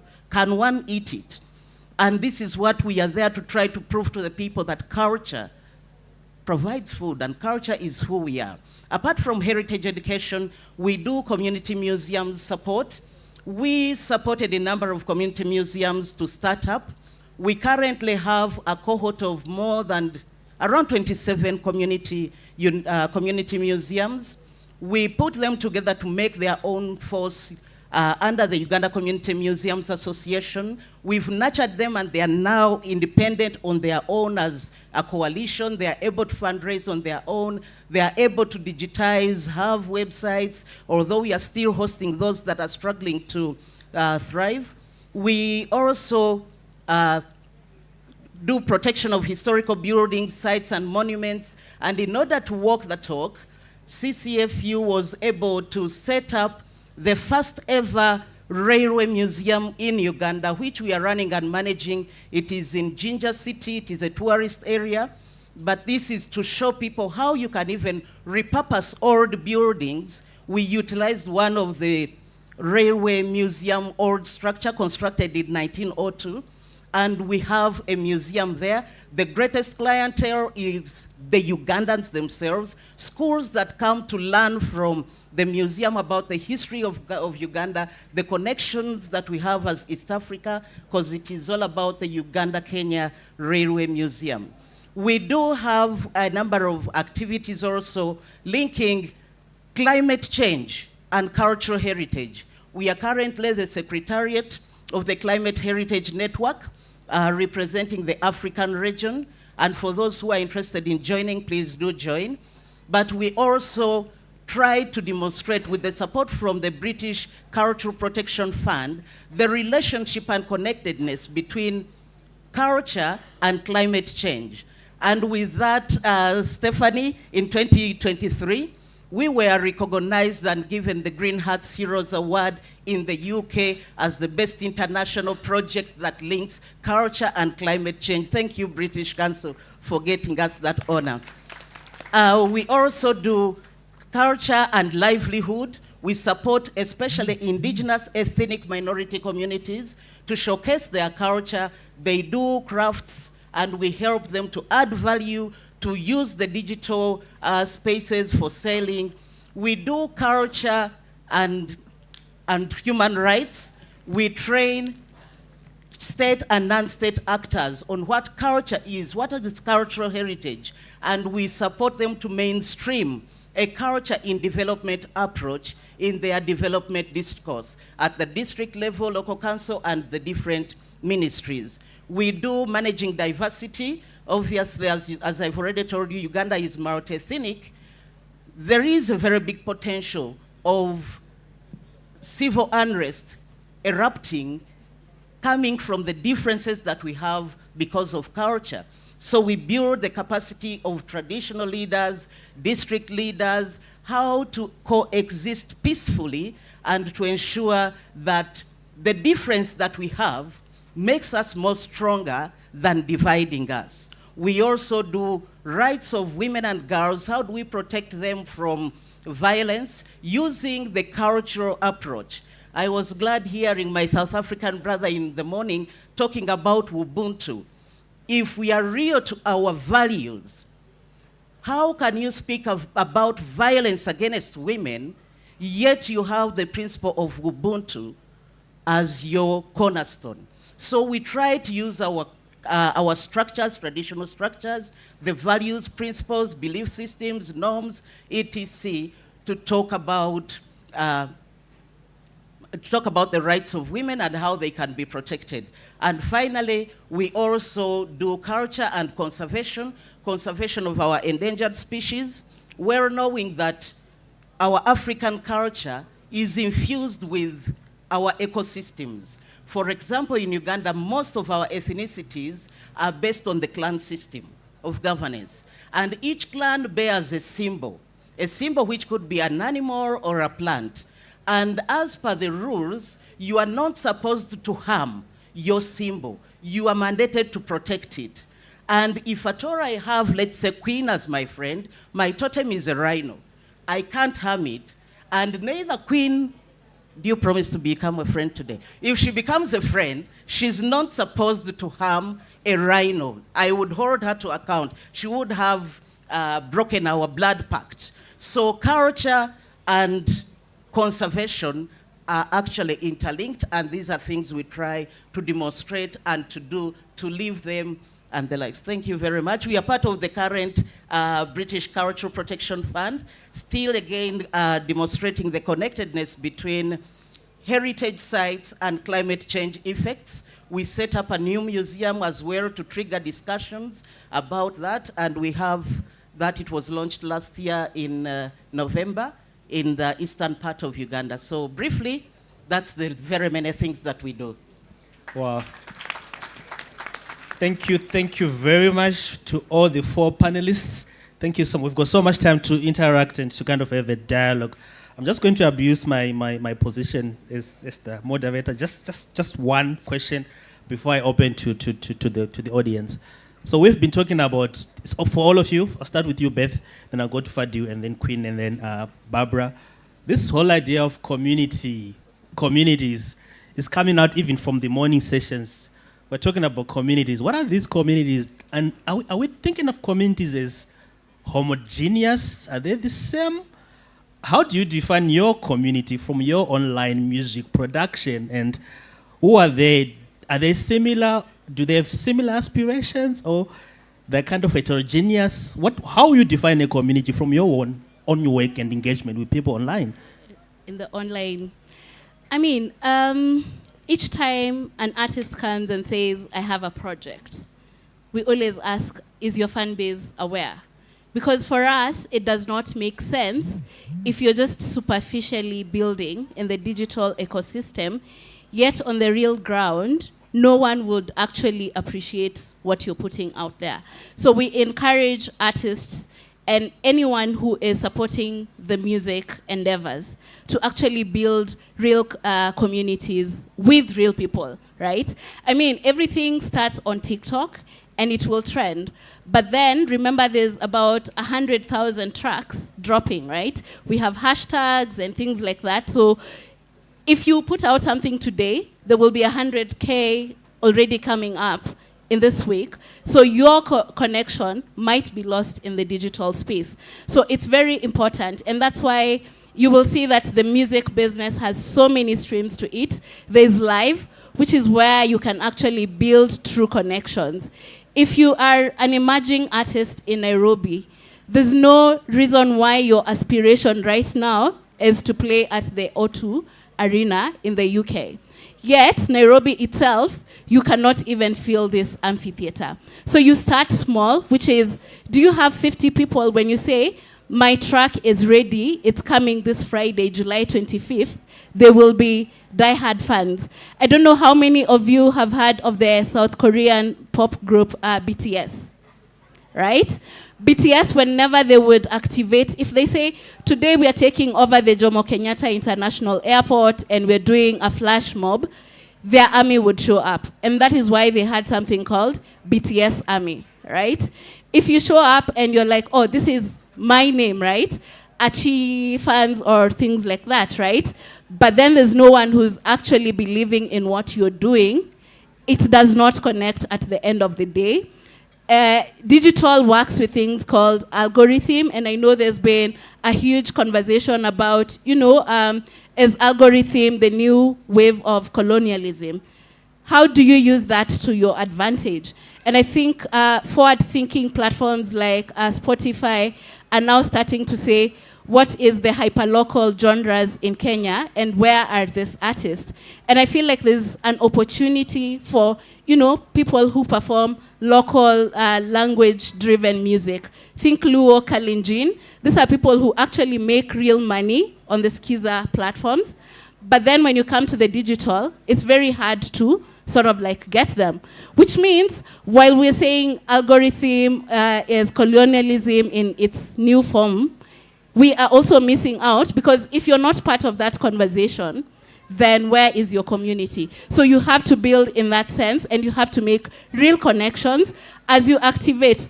Don't just call your distributor to say, hi, I need to be on playlist XYZ. There's a trajectory, right? You start with things like New Music Friday, which gets updated every Friday. And then if your music has real connections, people are interacting, people are using that, right? You can get up to African Hit, which is sort of like the prime playlist for the African industry. And I will just take an example of an artist in Rwanda that we distribute. They came up with a genre called Kenya Trap. And by 2019, right, because they were very consistent and it was tapping into the Rwandan culture, right? Even the priests were quoting those songs on their pulpits, which, if you look at the Kenyan ecosystem and gengeton, you know how that is very different. So I think it's really about connecting, and if your music is speaking to the real people, because at the end of the day, digital is there, and there's a lot that happens. Things move really fast. You're told you have 3 weeks to activate your project. The 4th week, everyone is like, when was your last project? So it's important to really build communities. And if you're an emerging artist, I will still reiterate, build 100 people in Nairobi. When you have tickets, they will still show up to support you. That is the only way we change the narrative and we tell our story out there, and that is your community. Oh, wow. Thank you so much. Thank you so much. Fadju, do you want to reflect a bit on the category of community from your own work and how you perhaps define it or dispel it as a category of group of people? Yeah, so I guess I could maybe touch on that and then respond to some of the points about the algorithm and colonialism, because I think it's quite an important and interesting topic. So I guess from my sense and from the Africa Centre's sense, community comes from a shared identity and history, and that can be whether national or Pan-African, and largely we take a Pan-African approach that includes the African diaspora, both in the Caribbean and in Latin America as well. We held a Lusophone Africa Day yesterday that celebrates sort of Afro-Brazilian identity and Afro-Portuguese identity, and it's one of the few organizations in the UK that takes that approach, even though it sort of aligns with the African Union's definition of the African diaspora as well. So that's sort of our approach to the African identity and community. But in terms of the question about algorithms and how it affects us online, particularly as the Africa Centre, we've noticed that our posts, which only showcase sort of dance, which obviously is a large part of culture, get much further. So we had, like I mentioned, we had Bien earlier. So we had Bien, and we had a poetic event where people ended up dancing, and it like popped off, like when it got like tens of thousands of views. But whenever we post anything that's relatively political, it gets like less than 90% of that. And that speaks to a wider problem of censorship, both through the algorithm and by the platforms themselves, largely talking about meta platforms. I mean, Africa Stream was deplatformed like last month, and that was they had a huge platform. And so in that sense, there's a kind of policing of identity and a community and ways of being that happens through these digital platforms. And I think it was, again, about a month ago, Meta appointed representatives from Palantir, the US military appointed representatives from Palantir and Meta to the rank of like lieutenant colonel, which shows that these platforms aren't necessarily representing us or supporting us, and they're there as kind of tools of propaganda and reinforcing neocolonial ways of power. Thank you so much for that response. Quinn, do you want to follow up on your own definition and engagement with the so-called communities, imagined communities, I would say? I don't want to imagine my community. I think my communities are real. And because I deal with them on the day-to-day basis, and particularly when I think about the community-led digital entrepreneurship, think about the indigenous communities in terms of curating their own platforms, language apps, the Mlunga, you know, we have the Duolingo and all this.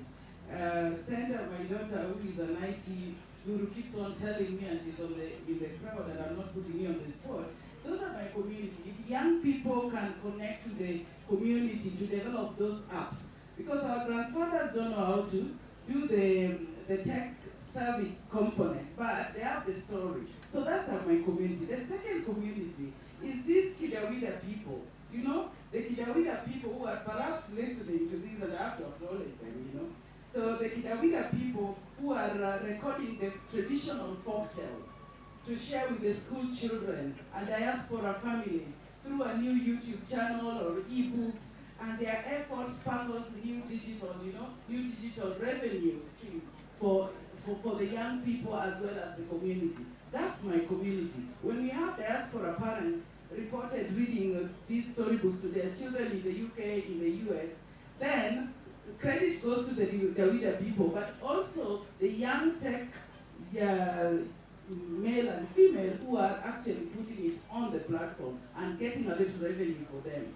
My community is also that Kalenjin, the Kiplagat, who understands the weather wisdom in Kalenjin land and is able actually to translate the traditional weather prediction knowledge translated into digital agricultural whatever advisory, and so partners with the meteorological stations so that the Kalenjin people not only rely on the sophisticated meteorological stations but also the indigenous knowledge systems. Now that is my community, and therefore my community is also in the classroom. Am I able then to disseminate the knowledge that I have so that people can appreciate their language? A quick one. A story is told of a student who actually, after the data was collected in Taita, now Taita people speak Kidawida, that's their language. And so when a story was told by the teacher, you know what, this is how people in Taita, in Voi, observe the climate change of the weather patterns and the rain patterns and all that. When later on they were taught in school, he said, I want to be an environmentalist, a scientist who studies the environment, because that's what will benefit my people. That is memory, and that is preservation, and that's what my community is. Thank you. Barbara, follow-up, quick one. I want to open to the floor, maybe 1 or 2 or 3 questions, because we are kind of running behind time. So. Okay. Briefly, I would say that for me, community is that group of people with whom you have a shared mission, goal, and identity. So for us as the Cross-Cultural Foundation of Uganda, our communities, we work with cultural communities, cultural leaders and their structures. We work with the young people in schools, out of school. We work with mothers, women. We work with curators in museums, etc. I see we are running out of time, but all I can say, summing it up, a community can be homogeneous depending on the nature, and it can at the same time be diverse, having multiplicities that are sharing your mission. Thank you. Thank you so much for those reflections. I'm going to open up to the floor for, we've got 5 minutes, I think. So very quick question, very, very quick and brief, and directed to any one of these 4 panelists. Quickly. Number 1. Want to use my mic? Oh, you want.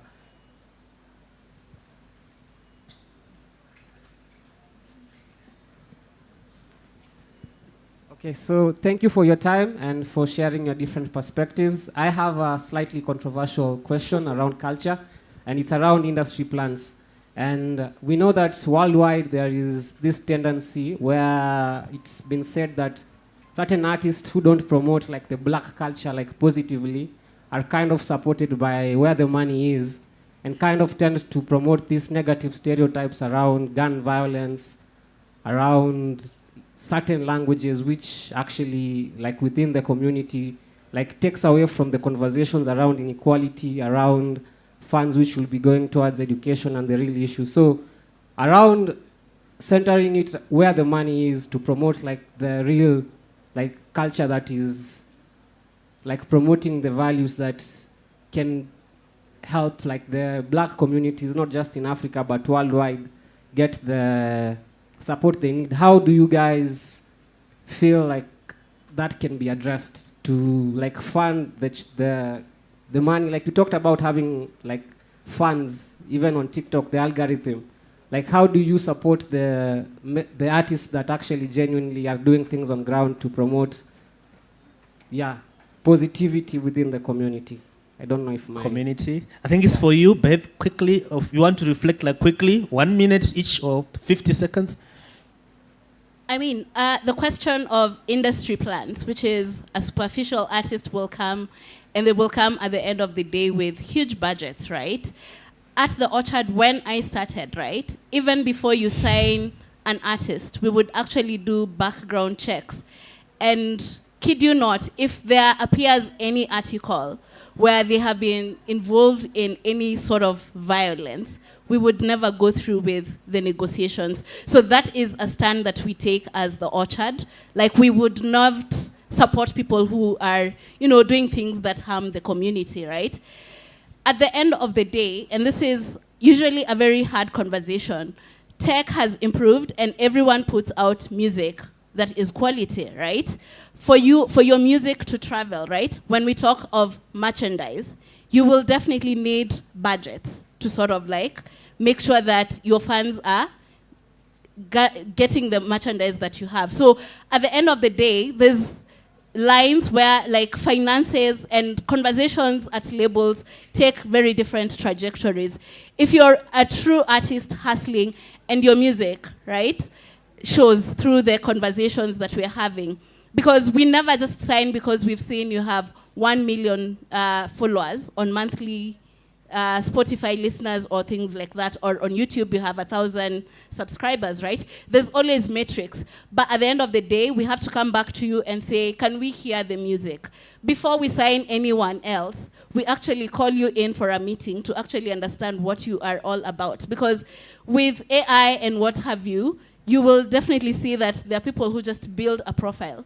But when you go down the rabbit hole, you will find it's superficial. There's nothing that exists. So we tend to have like in-person conversations and things like that. And that's why my people are not just sitting in New York, because we are headquartered in New York. We are present in 47 markets. So it just means that we have people on the ground. If there's something that is happening, New York will call and ask, what is going on in Kenya? Is this a real thing or should we ignore it, right? That's why we have boots on the ground to actually differentiate between plants and people who are actually working for the music. Thank you so much, Beth. Just one quick response from each one of you, if you want to respond. Yeah. Or I can take one last question. Oh God. Let me just add just something little. He's talked about the negativity and promoting bad African culture, etc. Yeah.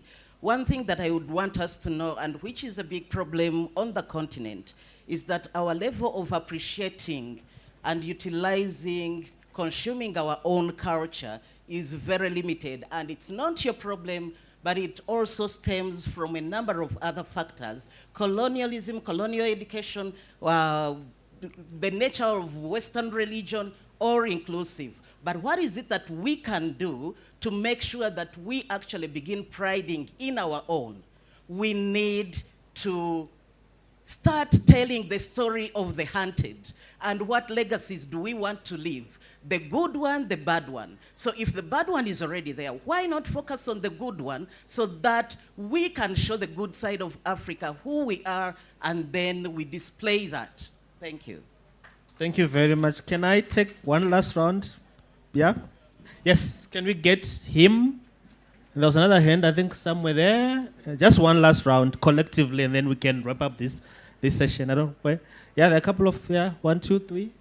And then we can respond collectively. I'll take them like successively, and then they will respond for the sake of time. Go on. Hello, everyone. Yeah, my name is Jace Glenn. I'm a community ambassador at ALX here, ALX Kenya. And my question lies on the balance between effective change as we Gen Zs.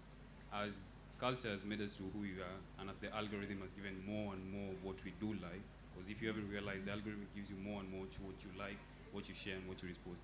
And as it has incubated us to who we are right now, how can we balance between effective change such that we're not too destructive we cause damage, and we're also too disruptive to cause change?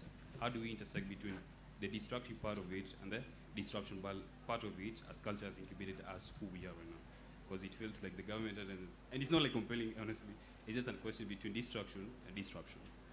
Thank you so much. They will respond. I'm going to take the other one so that we can have a close dialogue for the last round of questions.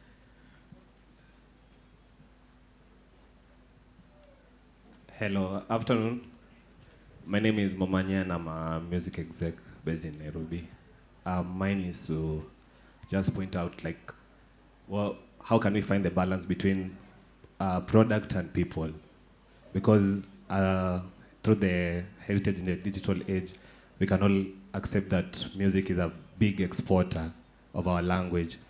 From African Center, you hosted BN recent album release, right? From his current track from the Alusa Continue, you can listen the executive from that song, the lawyer in it. That's the exported one. But how do we maintain, yes, this community we are building, that's the people, but also this product, that how does it be sustainable to that particular community as such? Thank you. Thank you. There's one last one there, and then we can close. Oh, one, two, quickly, quick, very quick. Short, very short questions.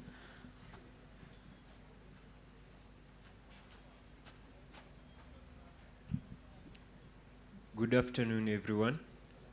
My name is Chris, and okay, you talked about this digitization of the African heritage, and I was asking, I'm a software engineer, and I was asking, what measures are you taking to make sure you are taking our indigenous solutions or homegrown solutions to digitization of this African heritage?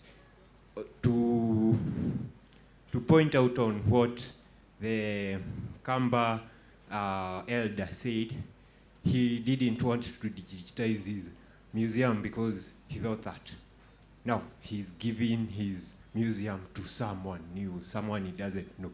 But I'm sure if it was an African ingrown solution, he would maybe have been willing to do that. Yeah. So what are you doing to make sure that you are funding these African solutions? Thank you. The next one. Hi, my name is Cheruto. I founded an online space called Eco Heritage Africa to explore the intersection of culture and climate in Africa. So my question is for Dr. Quinn and Barbara, because you guys talked about a little bit about climate change. I'm very curious about the challenges that you experience in the work that you do, and the barriers that there are when doing the work that you do in the intersection of climate and culture, and how digital spaces are helping to mitigate these issues. Thank you. Thank you so much. Quick last reflections from all of you from the questions, and then we close. If you want to have follow-up questions, they're still here. We can interact after this session. So very quick, brief. To start with you, Fadu. Yeah, quick, respond yeah. to that point. I would say on the point of making it sustainable, I'd just say own the masters, because if you own the master releases, then you'll own more of the revenue and you'll be able to control what's released. And I know that there's some issues with that album going on at the moment. So yeah, that's my response. Thank you. I thank you for those questions. I perhaps don't have an exact answer for yours, but that's very insightful. I mean, the generation that you're growing in is at a very interesting crossroads of how to balance the new realities and the previous. But I would say that go with the flow positively in this sense. Because you're so tech savvy, you have all it takes in terms of resources. Your fingers do the walking even without you noticing what the keyboard is saying. I look at TikTok sometimes because my children are Gen Z, perhaps your age, and sometimes I'm curious to see what keeps them awake the whole night. What is it that they see, or what is it that? But I'm so curious. I mean, I get so fascinated with how they use technology to generate revenues through online platforms, positively though. And whatever our generation would see as negative, as long as it is done with respect, then it should serve the purpose. And so for me, I would think that we can't, and that's joining to your question, we cannot afford to deny the fact that we can't digitize what we have now. That is the trajectory that the global space is going to. And so we have to digitize our languages, our songs, our stories, our knowledge systems, because in that way we preserve our past. And so we need to create jobs. So when we do that preservation, we are creating jobs. We are creating new leaders. We are creating new features. And these are all rooted in the wisdom of our ancestors. So I think we need to go by that line. Let's not ignore our past because we are embracing the new reality. That new reality needs to embrace our ancestry and our space in African society. Thank you, Queen. Last reflections, very brief, Barbara. Okay. To him, I would say that that's a challenge for the older generation. How do we make young ones love culture? Nick, in the previous session, said that how do we make culture sexy for the young ones? Meaning, how do we work with the younger generation to make culture interesting for them? We need to find the young people in their spaces. We need to also utilize what they love most, break down our culture into the language that they would understand best, so that they feel the goodness that is in it and then they adopt it. And I think you also have a challenge to yourselves. How best do you pick up the positivity of your ancestors and amplify it using your modern ways that you have at your disposal? It's both ways. And getting to climate change, one of the key issues we are trying to do is to sensitize communities to know the relationship between climate change and cultural heritage. We have indigenous knowledge that is based in our belief systems, our norms, our practices that directly contributes to environmental protection, climate change management, information sharing. How do we work with that to make sure that we protect our heritage and also to make sure that our heritage doesn't get affected by the effects of climate change? Thank you. Thank you very much. Can you help me to give a round of applause to Barbara, Queen, Fadil, and Beth? Thank you so much. If you have further questions for them, they're still here. We can further engage beyond this conversation. Thank you so much. Thank you, Njabulo. While they're taking their photo, don't leave yet. While they're taking their photo, can we all just stand up? Stand up, stretch. I want you to put your hands all the way up as far as they can go. As far as they can go. We're back in kindergarten. And onto your tippy toes. Yeah. Who knew that hamstrings were hurting? Okay. Turn to your right. Turn to your left. Where's my photographer? Thank you. Stretch a little on the side. Stretch a little on the side. And then, this can't be a Kenyan meeting without me not saying, talk to your neighbor. Tell your neighbor one takeaway from this particular panel. Me, my takeaway is to Tugende, Uganda. Yes. So tell your neighbor while our panel is having their photo taken. Tell your neighbor, what is your one takeaway?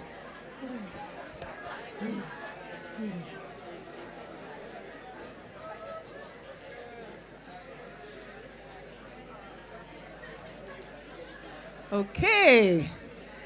Thank you so much. So I would like you then to repeat. You may sit down. You may sit down.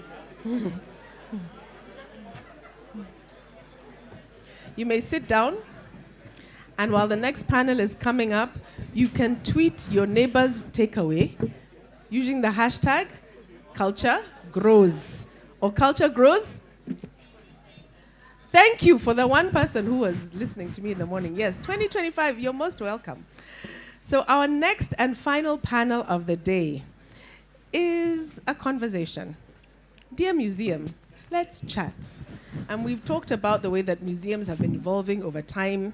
And so our final moderator for the afternoon is Ngaire Blackenberg, who is the founding director of the Institute of Creative Repair and the Creative Repair Studio, which are two cultural startups that aim to redefine African heritage by flipping small museums across Africa into creative destinations for a new generation. Ngaire, karibu.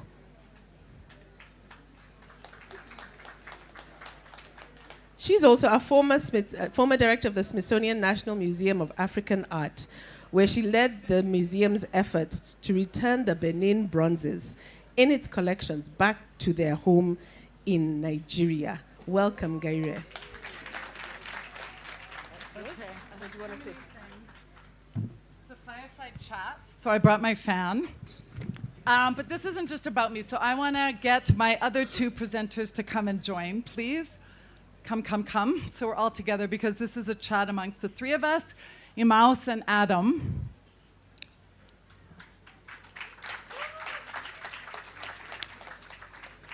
And I don't have your bio in front of me.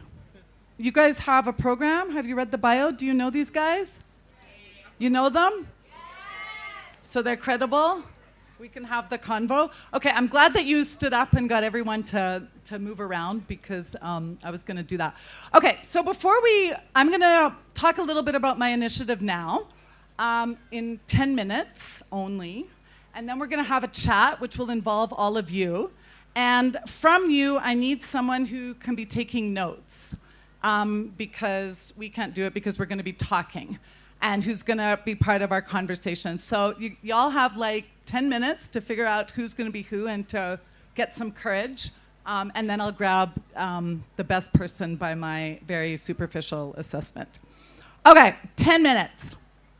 So, can I stand up? Yeah? You can stand up too if you want.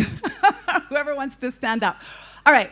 So as you've heard from my bio, I've been involved with museums for a long time.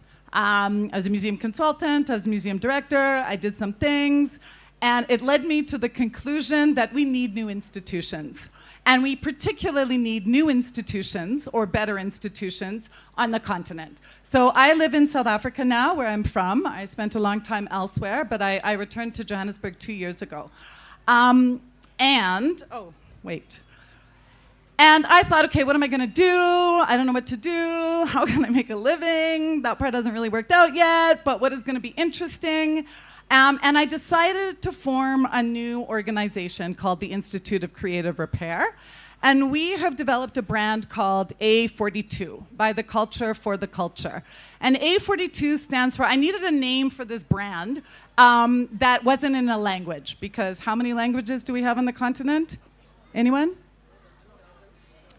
A lot was my answer also. We have a lot, right? And so even though this is not in Arabic script, I came as close as I could to having something that was sort of language agnostic.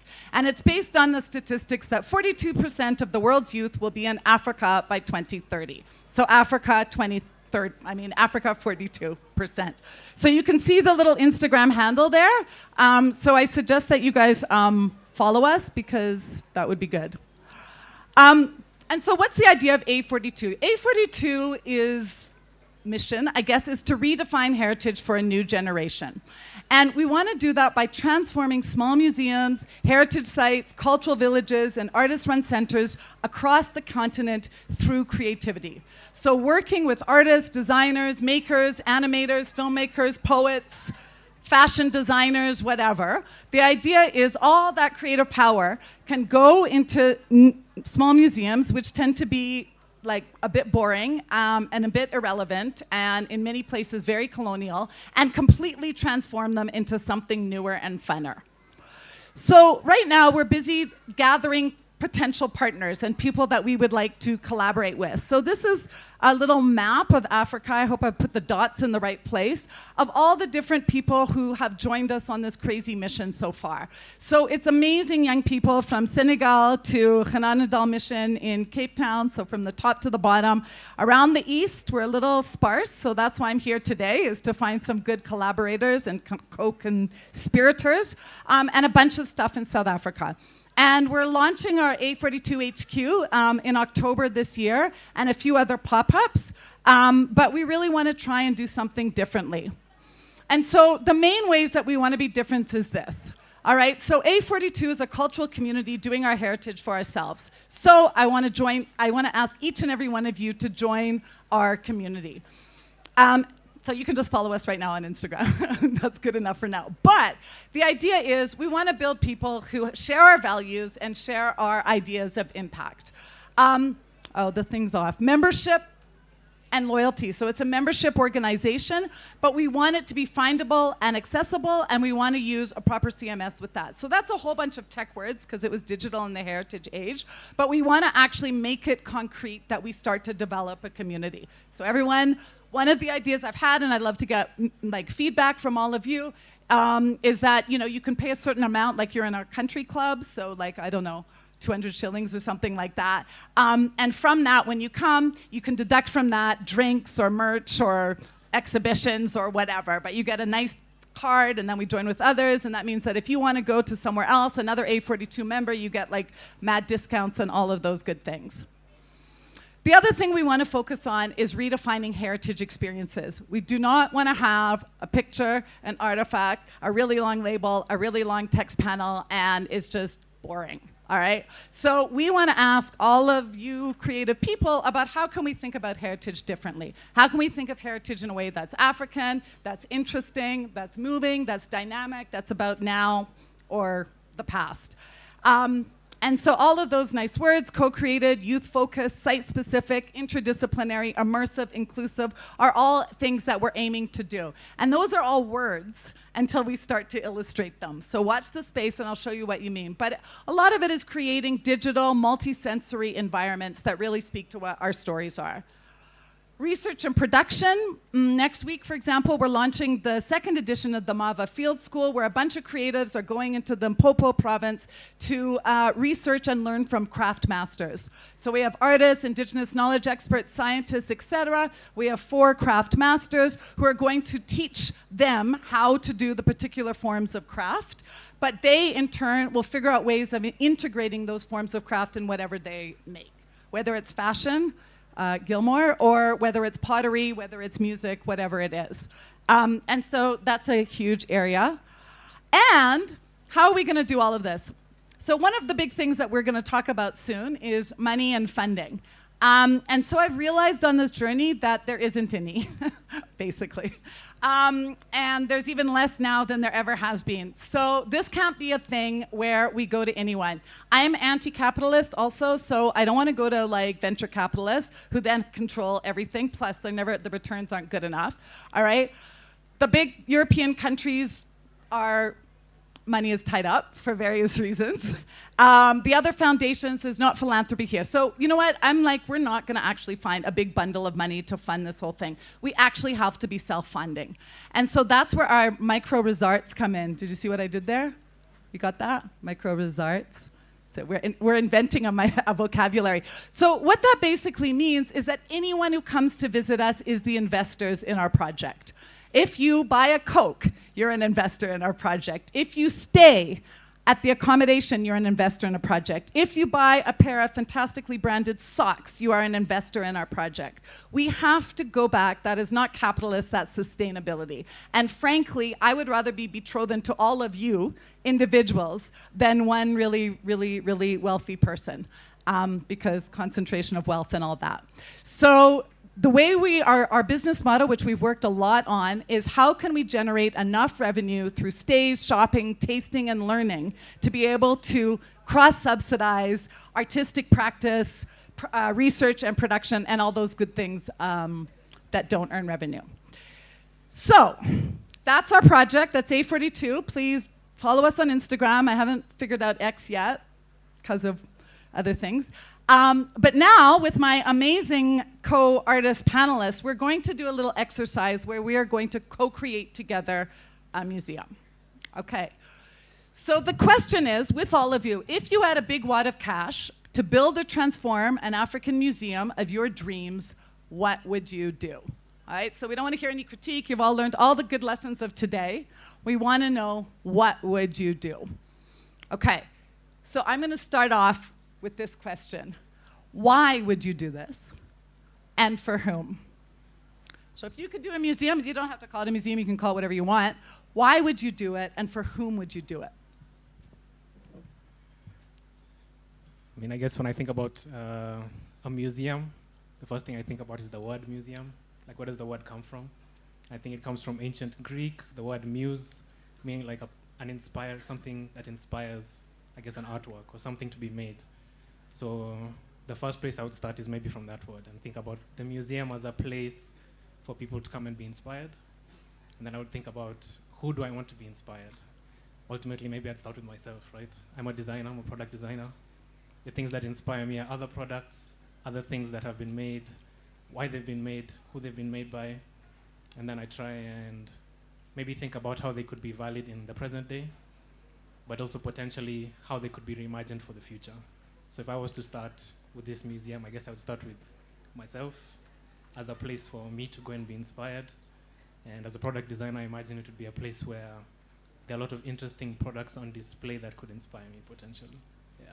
Fantastic. Okay, but before we go there, I need someone to take notes here, because you're not going to remember. You're not going to remember. Can you write it down? Maybe on your phone? Okay, you've got it. You're going to come back and tell us. Okay, so we have Adam here who's going to do a museum for himself. How is that different than your bedroom? Other people can come. But other people can come. I'm just saying. Do not go there. Everyone's invited. To be inspired, right? So your museum, you need to create something to inspire people, but mainly yourself, because you're your own biggest critic. I mean, I'm sure there's other me's out there. If I make something for myself, it could be an invitation to other people like me. Okay. Okay, excellent. Oh, my 10 minutes is up. Okay, perfect. Okay, to you. It feels like we're thinking so similarly, so that Adam went first. So I've been thinking a lot about finding a Kikuyu inventor that existed before the colonialists came.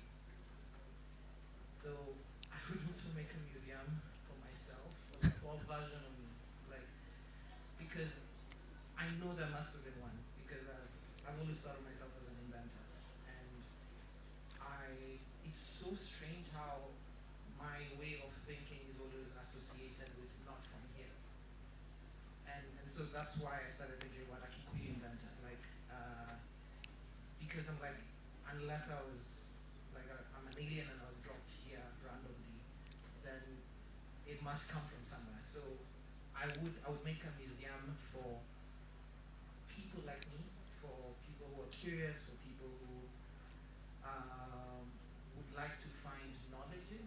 So for me, a museum is a place of knowledge, a place of magic, a place of, it's like a place with, so I remember when I was a kid, one time that idea of being an inventor was so loud in me that I told my mom, I want to quit school and just go study electronics. You know, like all the boards on all those tiny little chips.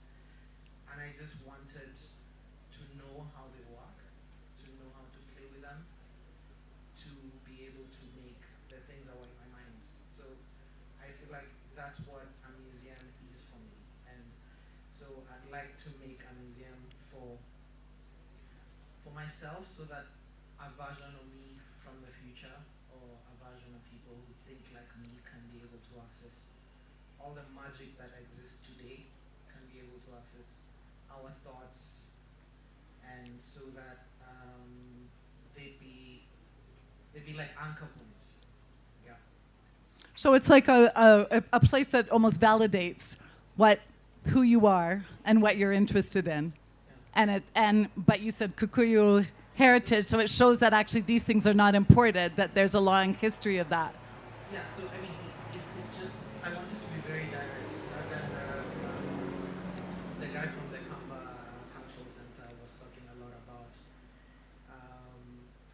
about how disconnected we are from our culture. So I remember growing up, my mom used to speak to us in Kikuyu, so brought up in the city, and she gets so mad when we responded in English or Swahili. And part of the tests that she would give us were, she'd be like, when you bring your kids to me, when like as a show, I'm going to talk to them in English, like you're responding to me. And so it's very direct thinking Kikuyu because of maybe this conversation with my mom, but it's like, just what's the anchor point to a version of me that is me, but that I'm told is not me. That makes sense. Okay, all of you, which one would you gravitate towards? A place to be inspired? Was it the Mouse Museum or the Adam Museum? Since both for one another. But a place to feel inspired, a place to see a version of yourself, to validate, to make you feel at home, to talk about your heritage, or something else. Who wants to chip in? Yes. Something else. What would yours be? This isn't a competition. This is a collaboration. So, of course, I will welcome their ideas, the bedroom idea, but I will also add that I would like it not to be just about things, but about people. There's been a lot of women who've done amazing things that a lot of people don't know about. Maybe a place where we can, like, you can go to a specific room and just be inspired by the many people who've gone before us, who've done amazing things. But I would also like it to be involved, like the people who come to the museum to be involved in making it. Maybe have a section where people can bring in the stuff they've worked on, whether it's fashion, whether it's a poem, that people can come and engage with and take videos of, TikTok. And lastly, like have a place where someone, because we do have this idea that museums are for like things like ancient things, like artifacts, things that we don't feel have to do with how we live like in the modern times, and there is a disconnect. So I would like us to be involved, maybe have a space where someone can write like a message to like the future generations. Just everyone can like put in a line and feel like involved like in the process, and maybe a few years they can come back and go through it and feel like part of the process. And I didn't share this, but my name is Eugene Muigai. I'm actually a film director. I assumed you guys knew me, but in case you didn't know, I would also like to have like films like as part of the process, because we do have that technology right now that we can, like the place you want to visit, like you can document the journey, the lessons, the questions, and how fun it is for people who won't get the chance to go there, but they can actually also like benefit from the experience if someone documents it. Okay, cool. So we've got now 3 propositions for our museum, right? We have, and we don't have to choose one, we can have a combination of them, all right? So we have, yes, and I'm gonna come to you in one sec. So far, just to go through our choices, a place to be inspired, which is a combination of things from the past and today, and maybe in the future, right? And for you, it's a new kind of machine, a Kikuyu inventor, right? But as well as things more from the past, perhaps, or from the deep past, that shows evidence of people who think like you, do like you, from your culture. And then we have a place where people can go and make things, right? And bring the things that they have made to showcase to other people and do TikTok videos. We're gonna get to the archive stuff in a minute, right? Like a summary. Okay, back there. Hi, my name is Stephanie. So I feel like all this can be put together in one place, all these ideas. And I think the commonality I'm getting from all your answers is being able to see yourself in a space. And I feel like that's why, basically representation, because that's what we all talk about when we go to museums. Oh, I need to see myself or my community or a representation of it. I remember, I'm a postgrad student, and I remember when we were in, I'm studying the University of Glasgow, so we went to the Hunterian, and they were doing like a curators talking about decolonization and stuff, and they had all these items and they were putting them out on display. And I remember I got so excited, I saw a Kikuyu arm bracelet, and I was telling my classmates, oh my God, this is from my country, blah, blah, blah, blah, blah. And you see that kind of excitement and that kind of, you know, it makes you want to come here. And I feel a museum should, if I had a load of cash, I would make, not my museum, but a museum for people to come and basically tell their stories. It's nice to see yourself, but it's also nice to like learn from others, because it was also very exciting to hear. There was a girl from Indonesia in my class. She'd be like, oh my God, this is from my country. This is what it does, A, B, C, D. And that's kind of like beautiful. And like the theme, culture grows, you know, it's not static. It's good. You have very nice questions put together back there. Does the past still matter? Yes, because you can't know how to go if you don't know where you're coming from. What do we need to know? We need to know all this indigenous knowledge, language, because these things, they do evolve, but like the basis of it still kind of remains the same, so it's important for us to know. And I feel the museum would also have places where, because living history, you know, basically every day life is changing slowly, so kind of like places where it's like oh, we don't do this anymore. We can still talk about it, but also at the same time showcase what is happening now. Not in like this is better than the other, in the sense that that's like this didn't work, and now we've kind of grown into that. It worked during this time, it doesn't make it bad. Now it's just like we've moved on from doing things a certain way, and now we're doing it in this way. Yeah, that's it. Thank you. Okay, awesome. Now, I believe maybe a third of what everyone has said, because the fact is that like museums can be really boring even doing these things, right? Like a place of inspiration, a place of belonging, a place of validation, a place of today, the past, and whatever. But I do want to get a sense of where we're at. So team one, this isn't a competition, it's a vote. Team one, if you're with Adam's vision of Adam's bedroom, no, a place of inspiration, and a place of new things, a place to inspire his practice, put your hands up. Okay, okay, okay. Team two, with the Kikuyu inventor, to show a place of validation and a place of belonging, looking at the past, but also with the machine from today. Hands up, hands up. Okay, a place of production and showcasing your own work to other people, and to be able to capture that and document it. Hands up, okay. And then yours was really like still a place of validation, really, a place where you can see yourselves. Hands up. Okay, so the rest of you are just not going, right? Yeah, which is largely true. So what I'm going to do is I'm going to change that word museum in this, because I think that it's a bad brand. And I'm just going to talk about a place, okay? A place where things happen, a cultural place, all right? And we're going to still build our museum. So, Note Taker, have you got our options? I don't know who really won that one. It's not a competition. Who would you guys say? All of them? Okay. All right, so we have inspiration, validation, and production, right? Okay. I put this right here, earning money, because actually nothing happens without it, all right? So here I put in some words that, you know, you may or may not agree with.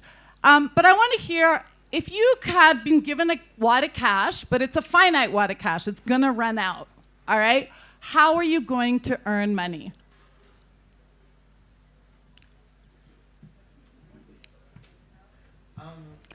I know this is a current challenge, so maybe you could talk about that a little bit. I come from a financial background, so if I got a lot of cash, I would make myself a trust fund. So I don't want to think about money because I feel like money distracts me or us from our practices. I feel like cultural and heritage work are not directly connected to money. They could earn money, but they're not.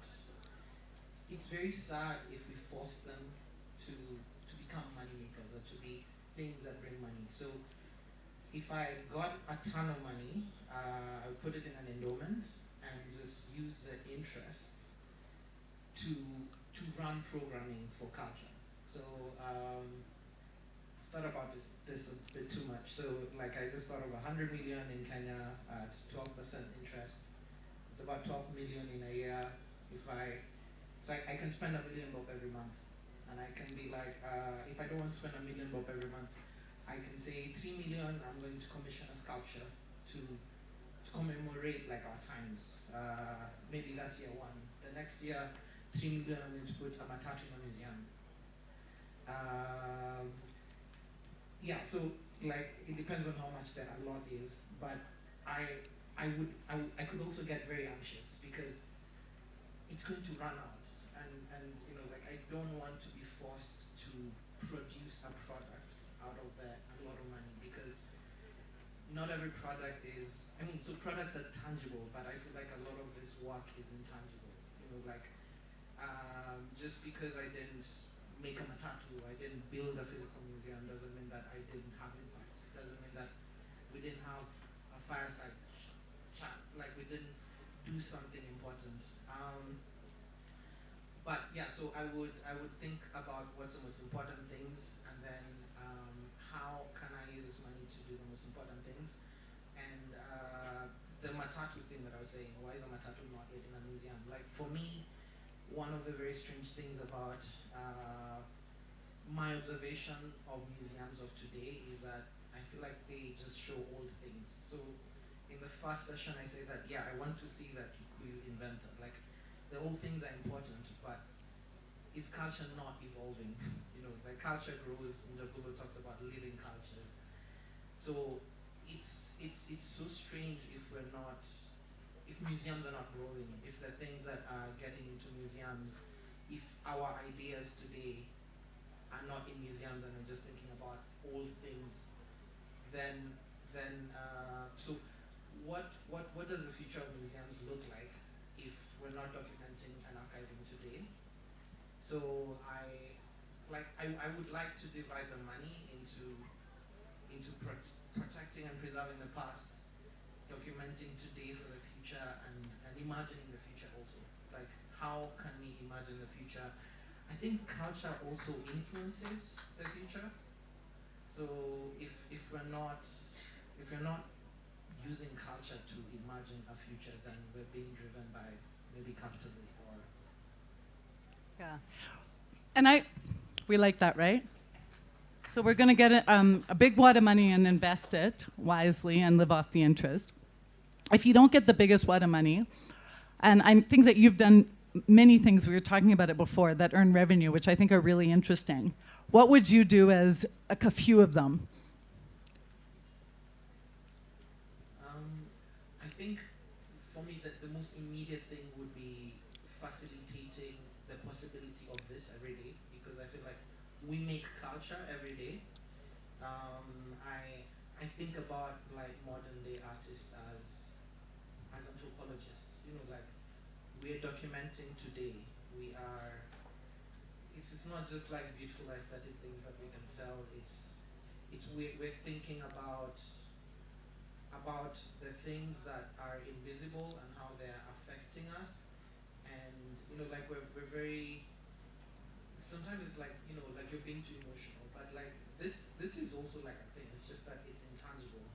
So I think I would really invest in capturing today, or the reality of today, and in mirroring ourselves. Because I feel like sometimes when we don't see us, sometimes I think the world is really going in the worst direction, and I think part of the reason is maybe we can't see what we're doing in real time. So how can we make that possible? So I would try to directly invest in making this possible. So back to the earning money thing, and do chip in here, and then we're going to go to you. Would you charge entrance? Would you charge admission to make this possible?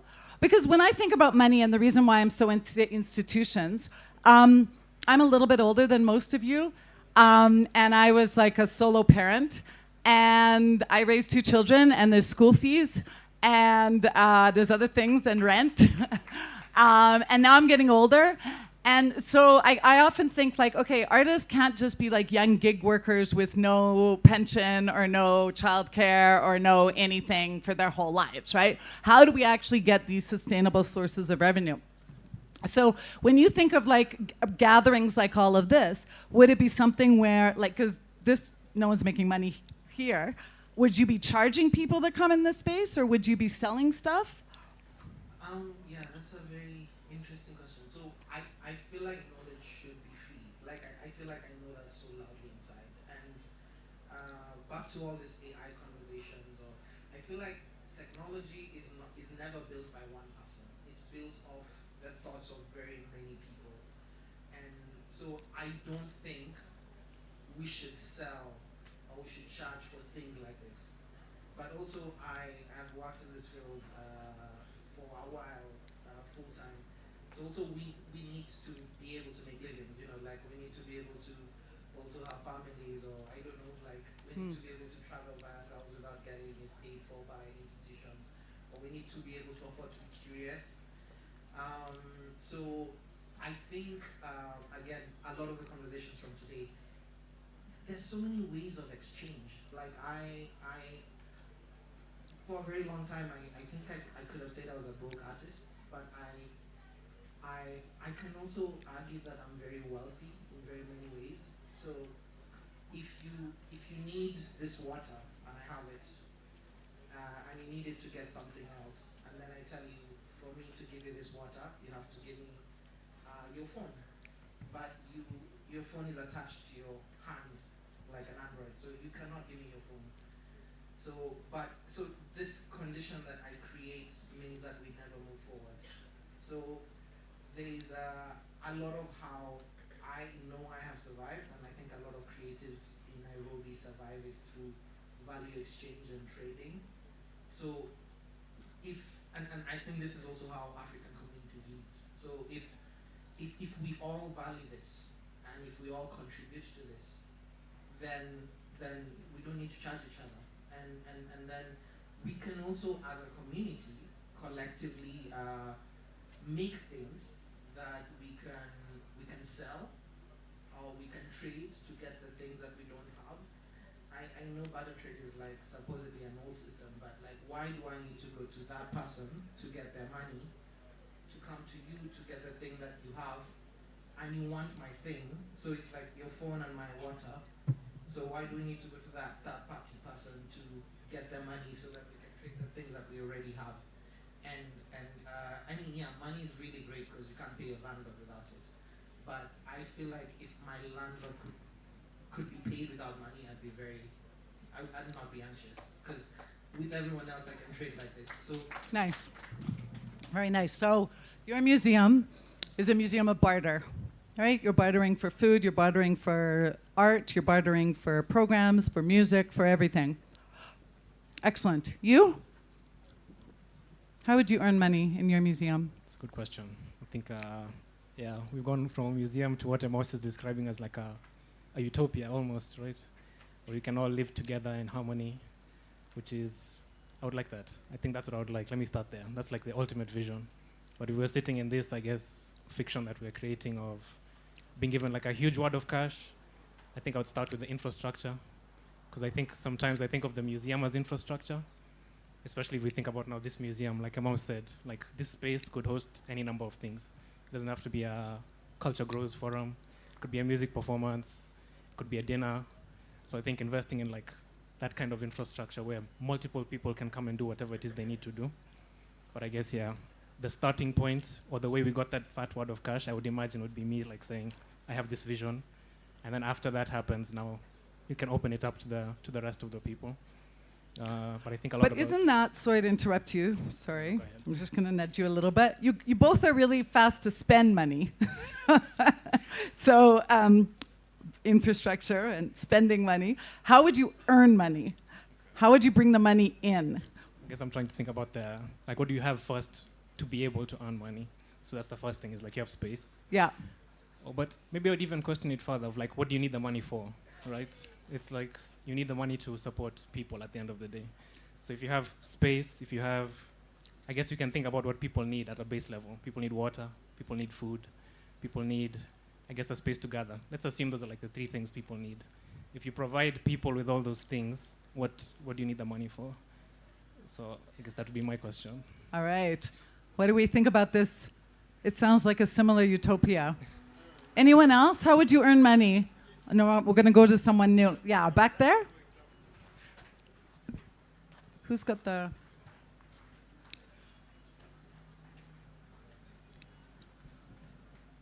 Perhaps for me, I'm Clive Ayuko. Perhaps for me, if I wanted to develop a museum, I'd look at three things.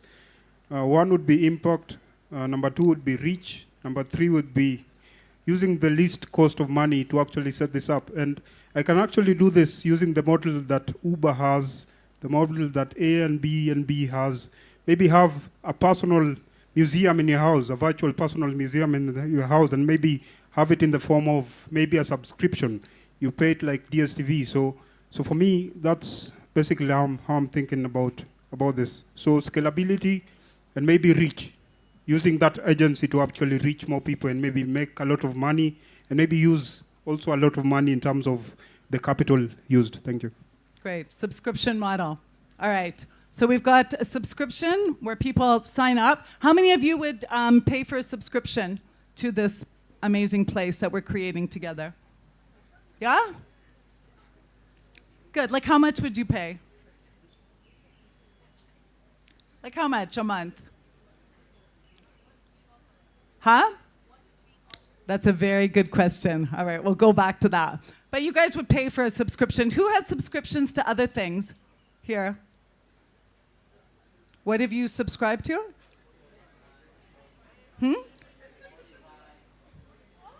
I can't quite hear. Spotify. Okay, Spotify. It's a subscription model. What else? Netflix. Okay, so we're used to subscriptions, so why not for our beautiful place? All right, excellent. What about this idea of a barter? And I do think that, that being said, arts people need to kind of make friends with farmers and electricians more, because otherwise you can't eat art. And plumbers, right. So, but theoretically, the idea that it's not about the money, it's about what you need the money for, and the idea that everyone can contribute into this space with what they can offer, and we can do an exchange. How many of you feel that that would work, or would like that kind of environment? Yeah? Still not everyone. I'm going to try that again, because I want to. We need to get our scribe here needs to capture the idea. And so if people are not into the subscription, yes. There's barter too. Anything else for earning money? Okay, you, and then I'll come back to you. Yes.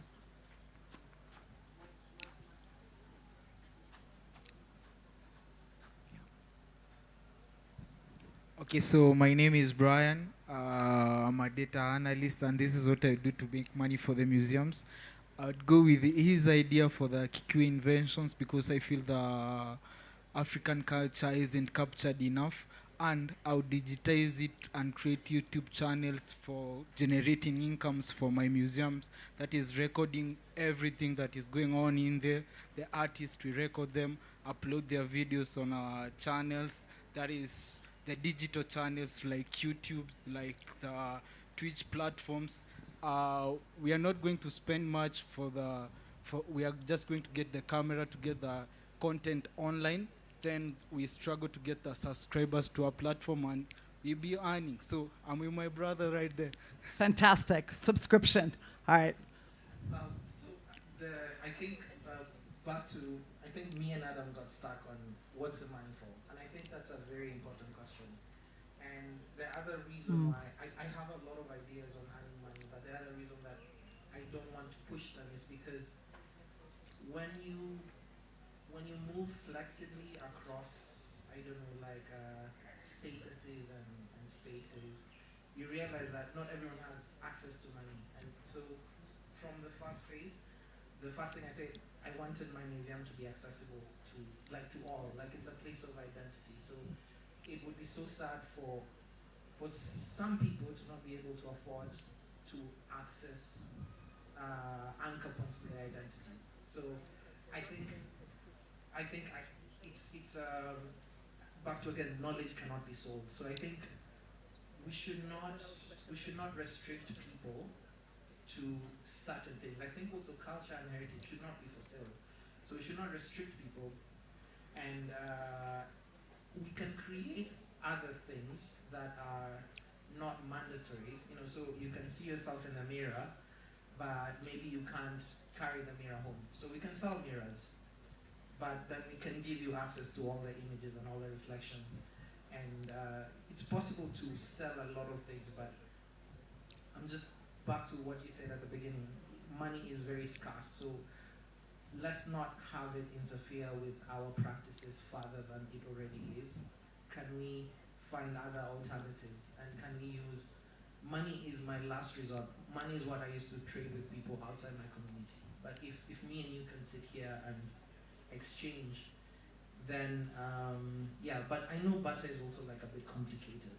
But how can we, I think that the main point is how can we still remain inclusive to everyone while we're able to pay for our lives. Yeah. So I have an answer to his question. There's this amazing place called Wonder House, and what they do, they don't charge for entrance fee.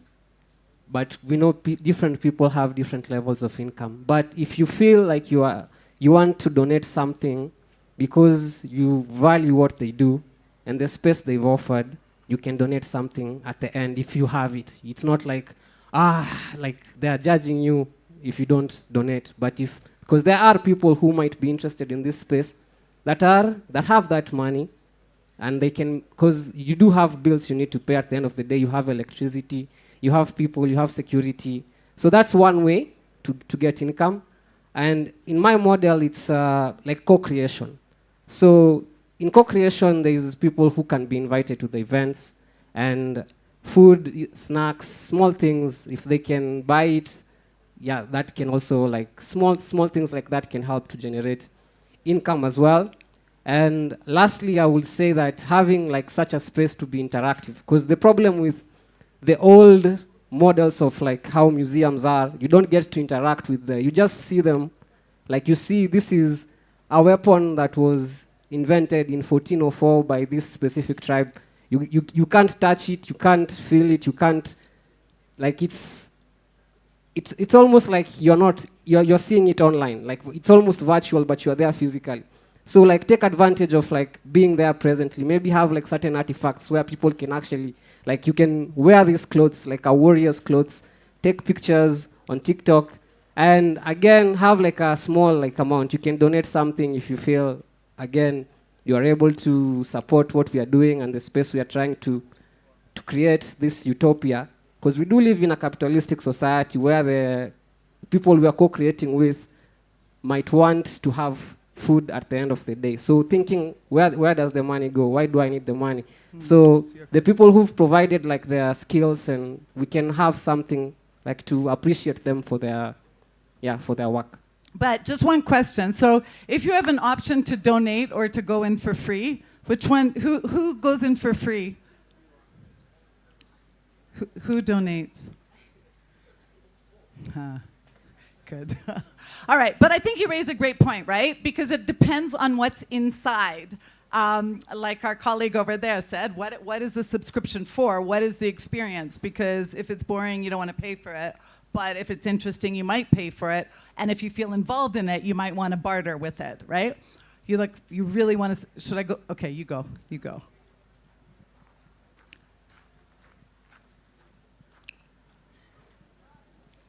I just put the next question in so people can start thinking about it. But okay, so it's just a quick addition to what everyone is saying. But me and my friend here, we were talking about how we could kind of like use that, all that money that you have and try and brand the museum such that now you have your people and everyone has what they can bring in. So you have people with different skills. So you can take, for example, when some people like in, I'm gonna say village, like when they're in the village and then they're making, we can use an example of, I don't know, maybe beads or something. When they're trying to sell it, when they're over there, they will sell it. It's usually cheap, like it's cheap. But then when you come and then you put that in a museum, that's a bit much more expensive. So it's like when you, I feel like you have different people bringing in their like what they have, what they can afford, and at that point they might not have money, but their skill is wealth, and the museum and those people, you will all reach an agreement, and then like you will all benefit from the branding. Yeah, so. Yeah, and I think you raised a great point, and we're going to get to that because that's about who decides, right? And governance. Because one of the big things, right, with barter is like, how do we know whose skills is good for what, right? So our whole financial crisis is because playing with money is more important than being a teacher, for example, right? So we need to figure out a system of power, right? So so that there is a kind of equitable barter, right? And then that question is who decides? So in this space, who's deciding if we're bartering, like what each thing is worth, right? And I like the way you've done that. I think because this is about digital technologies, I'd be interested in how many of you spend money online through subscription or M-Pesa, or how much of your spending is about finding some kind of technology to facilitate that? None. One. Is using a technology or is through technology. How can you use technology to earn money, maybe or to facilitate the earning of money? Oh, sorry, I'm making you run. Sorry. Sorry, I don't know. I want to comment on what you are discussing from a practical point of view. Yeah. Because you are all in utopia. One, I run a museum and I have 5 staff and I charge people to get in because I need to pay my staff. I need cleaners. I need to take care of the artifacts. So I charge adults and children. When the researchers come, it's a different fee because they are picking the item, they are doing all sorts of things. That's different.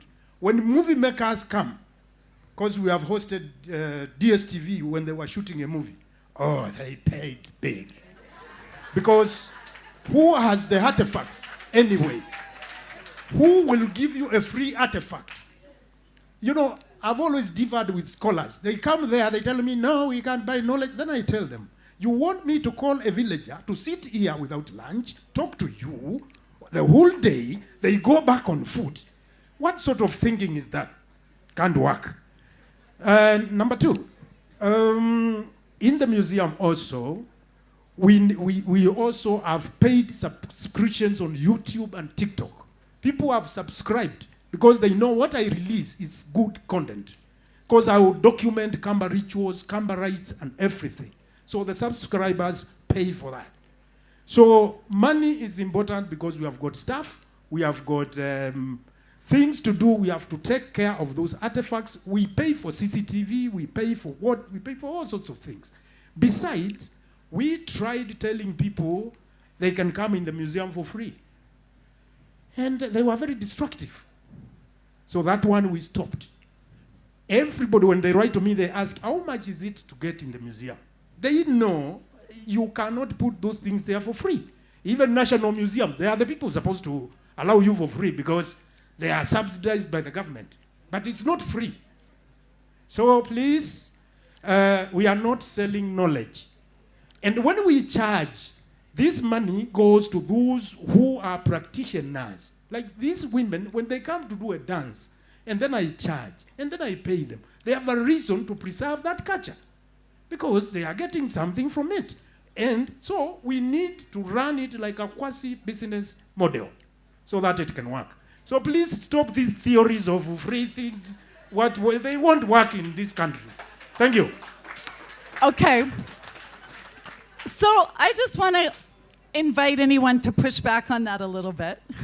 That is certainly the model till now, but we're co-creating anything that you want from scratch. And I think that you're kind of up for the challenge to do things a little bit differently. So I'm going to hand it back to you. Respond. So we are co-creating. And what you have said actually makes a lot of sense. So I also run a little space. I think this, our fantasy is based on a public museum, or like a space that is accessible for all. So if you're trying to make accessibility possible, then you need to, that needs to be there. So so I do understand, and sometimes there are things I will not do if I'm not, if there's no money at the gate. Last week we went to a community village to do some research, and we stayed in this community for about 5 days, and it would be ridiculous for us to demand or to expect that this community workers would sit with us for free. It would be very unfair of us, especially when we are being paid for doing this work, to expect that they don't get paid for doing the work. So I think this model comes from, so I still believe that knowledge should be accessible to all, to all. So, but then we have to facilitate these processes. and again, all of us work in this field. Like, we are constantly figuring out how to get paid. So money has to circulate, but how do we make things work? Or this museum that we're inventing together, we're thinking together. How can we make this magic and these tools and these toys and these things that we can play with? How can we make them as accessible to as many people as possible? So, if this model of allowing people to come and then having them contribute could work, then then it means that someone will pay twice as much for the person who's not paying. Again, what you said about your space, like if it's filmmakers, they have a budget, so they pay a filmmaker's budget. If it's researchers, they have a budget, they pay that sort of budget. But then if it's someone who's coming to think together with you so that they can go and get money to do something big, and then you tell them you can't access this space without paying, which is something that sometimes we still say, then it means that that thing cannot get to fruition. So how can we think above capitalism, or like above, how can we think with other, so this someone might genuinely value what you have, might genuinely respect you, but they might just not have the currency that is on your price list. So how can we make it possible to still engage with them? Because we are engaging. Anyone? Come on, we've got to be able to think beyond capitalism. There has to be an imagination for this. All right? Hi. Sorry. My name is Paris. What comes to my mind is we have a museum and we are trying to figure out how we are going to get money to run the museum. Yeah. Not everything can be found via barter trade. You can't barter trade electricity, Wi-Fi, such. So what can be sorted via barter trade, sort it via barter trade. And what requires money, what I was thinking is, you could advertise brands. You could have an ads there advertising themselves. Then they give you the money. It will help you to run the museum. And if getting money from them will make people coming in free to take it for granted and destroy things, you could make the process of entering the museum quite long, so that it can make it boring for those who are not interested in it. You could have like 5 pages of forms to fill, such things, so that in case I'm coming and I seriously want to attend, I am willing to go through filling all those pages so that I can access the museum. So that will keep away people who are joking. They're not interested in what is inside. Yeah. So I think getting money from brands is another way of raising money. Yeah, and that's nice, right? But again, we go back to what you were saying. It depends on what you experience, right? So we're going to get to that question soon, because brands want to align with something that they brand with. I also like your idea, even though you didn't say it like this, of exclusivity. You want to create an exclusive experience, right? So that people pay more for it. I know you were saying you want to dissuade the people who are not serious, but if we flip it. All right. Yeah, my name is Anto. I'm a musician. I think free is expensive. Free is really expensive. I have a community library in Kamolu, and I'll tell you, building is very expensive. So I think people look at buildings and look at the facades and the architecture and stuff, but building in its own is expensive. I think we all have an experience of our parents building homes, and they have this amazing idea of how they want the balconies to look like, and then it stops on the ground floor. And the top floor where you're supposed to be your bedroom ends up being where your hanging lines are, right?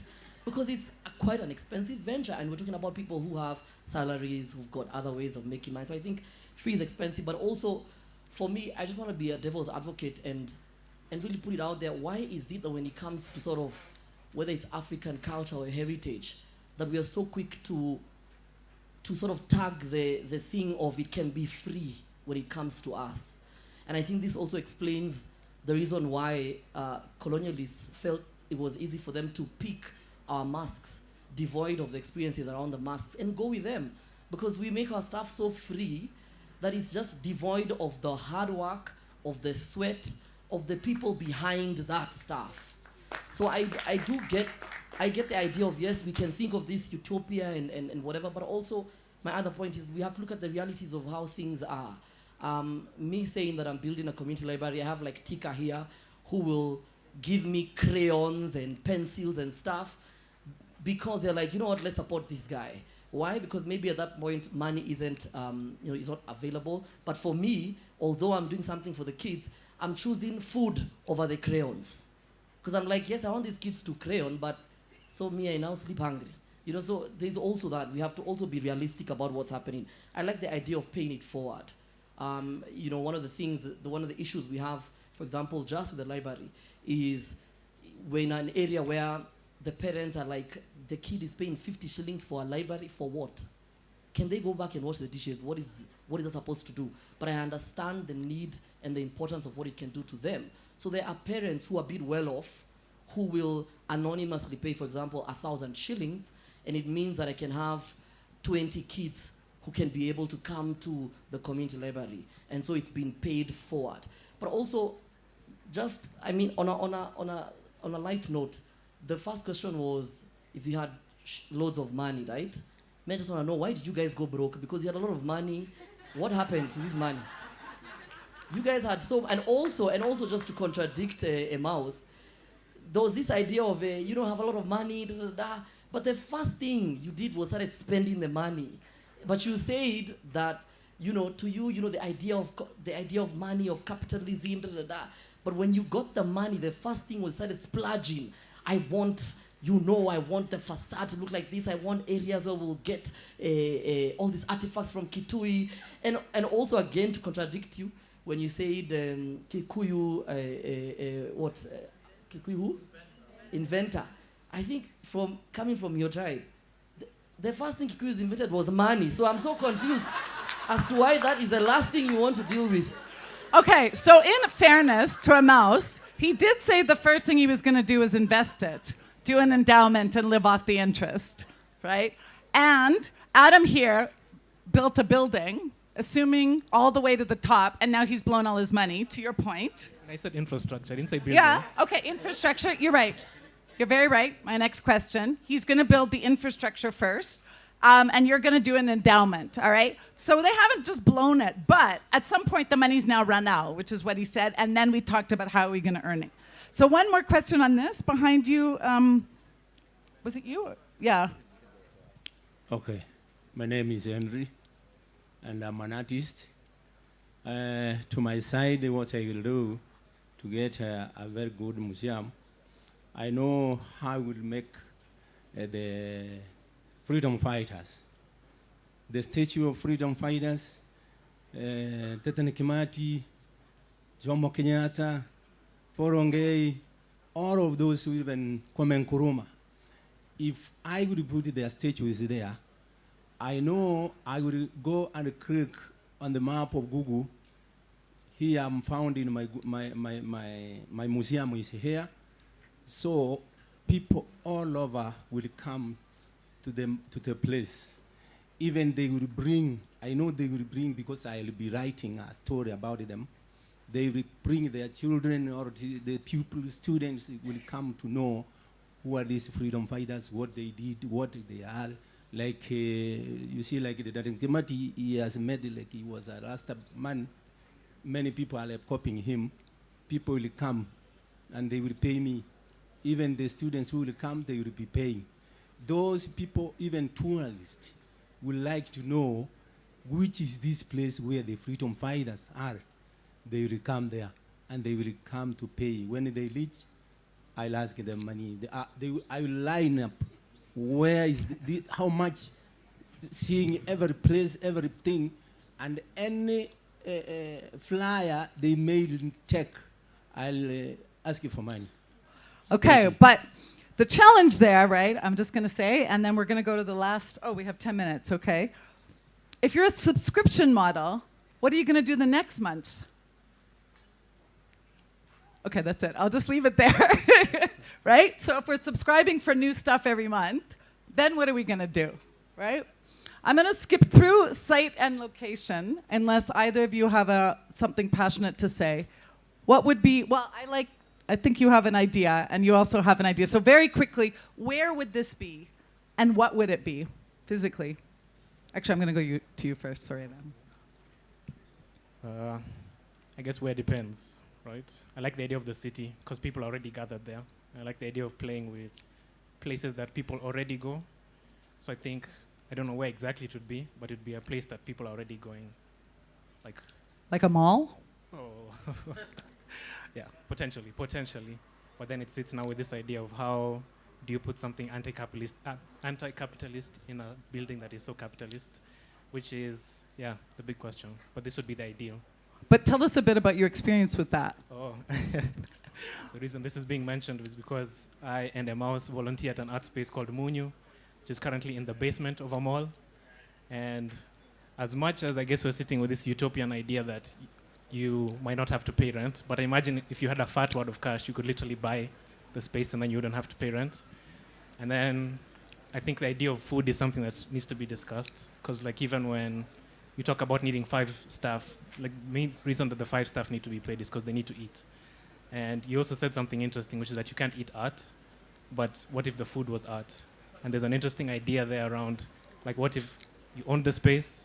What if you could feed your people? And then I'd go back to that question. Then what do you need the money for? Either way. Yeah. Nice. Nice. You?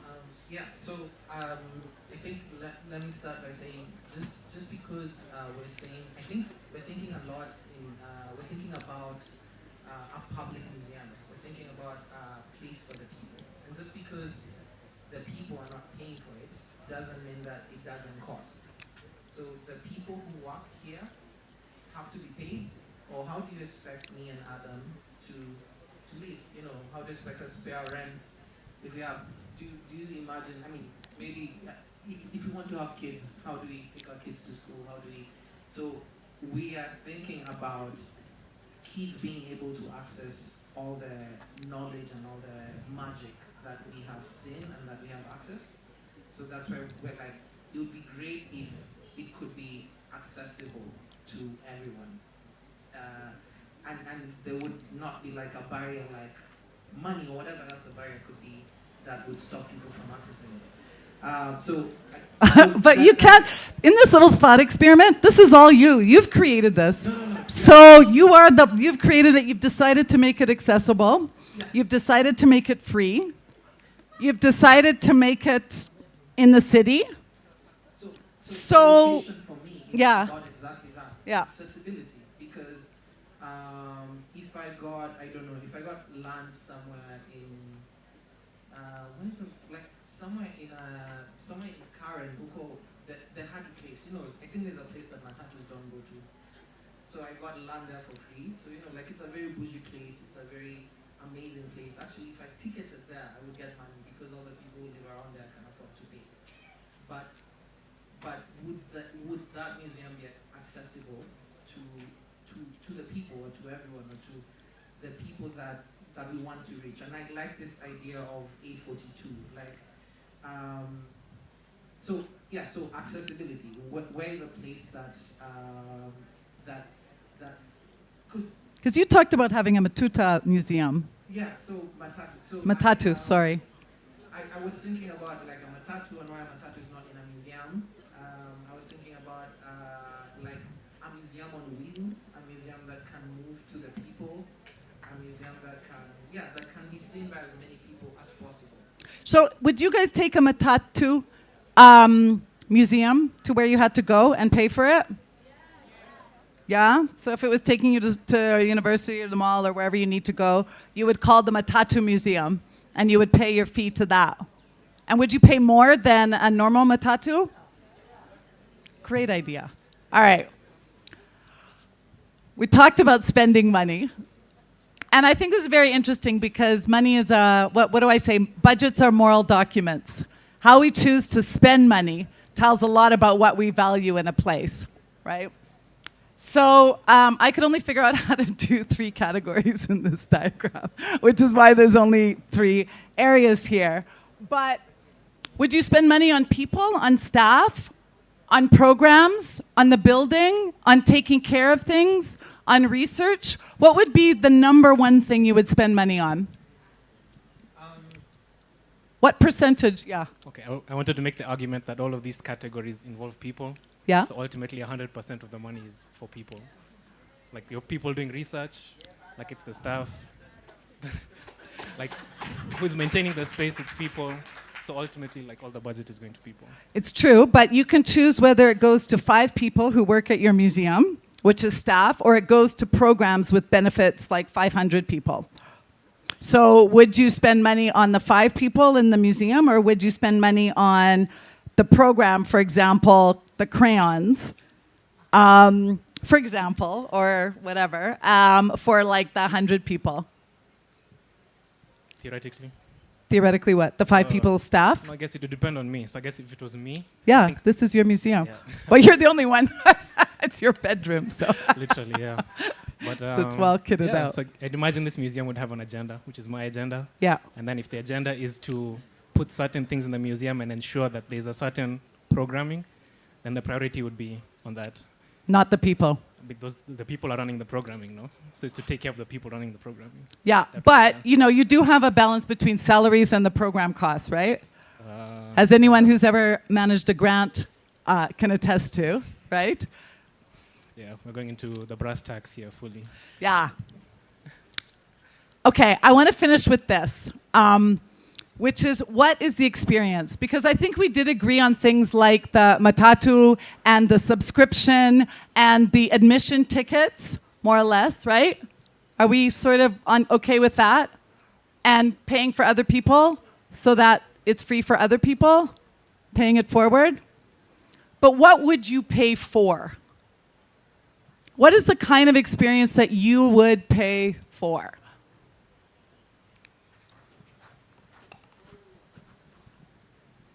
Oh, yeah. It was 10 minutes, 5 minutes. Hi, everyone. Personally, if I had a museum, I'd charge during the weekdays 50% off, so that when you pay, you feel like there's an offer. And then during the weekends, I'd actually put like a bouncing castle outside, so that even though the target audience is for like grown-up people who actually understand history and all that, I'll need the bouncing castle so that they come as a family. Then the kids jump, they have so much fun, and then they'll remind the parents, let's go again, let's go again, let's go again. But then for them it's not actually about the history, but then they'll be growing in that environment, understanding that culture is really important. We used to go here, like everyone who's here is probably here for like the second time, but the first time is like when you're so young, so you can only remember like the animals. You can't even remember this particular setting because it wasn't set like this, but because today was specifically made for the Symposium 2025 Heritage in the Digital Age. That's why you are aware, and that's why you're coming up with more ideas about the museum. So you target more than the audience, not only the people to be inspired, but the people who come with them. And that's how you make the money. Then you sell like cotton candy. The kids will love it. It'll get the money. So, but in your museum, would it be for old people who like history, or would it be for kids? It won't be for, it will be for people who like history, but then they should come not alone. Come with your family For members. families. Come with the kids. And then there's always a way you can always convince parents, like the more your kids come to this place, they are exposed to their different cultures. So as they grow, even though they go home and watch Cocomelon, Disney, whatever, there's a bit of Kamba song in their head. Like kids actually get the tunes and everything that they listen to. So for the first time you can be like, today my kid is singing a Luo song. And it's actually something good. They grow up singing it as they jump in the bouncing castle and pass it down to their kids like that, like that, like that, as we find other ways to like market it and all that. I think the whole museum should be a jumping castle. Definitely, yeah. You stretch your imaginations for the last thoughts, and then we'll get our scribe to describe the museum we've co-created together. So what would you experience in this place?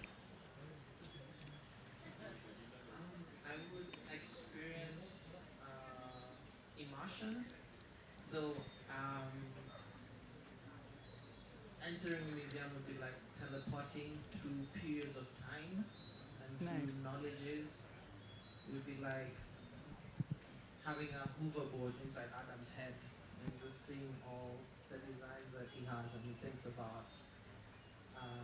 I would want the experience to be that immersive. It's like hearing that Kikuyu inventor or hearing I've forgotten the name.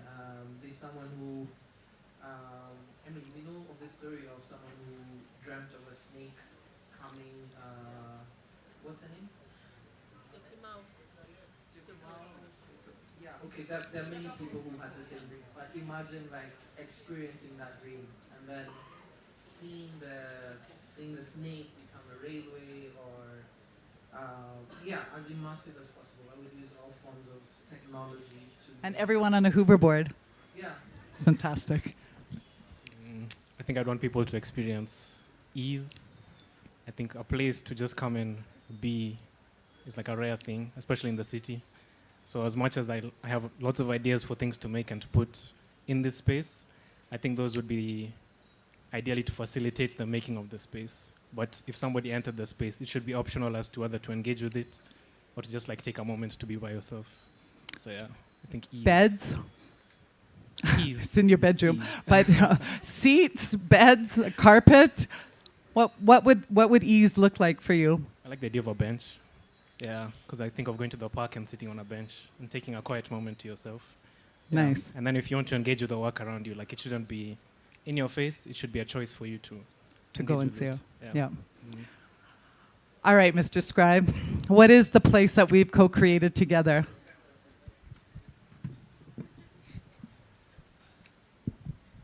Okay, let me just sit down and enjoy this moment. It has been an absolute fun, engaging experience for all of us.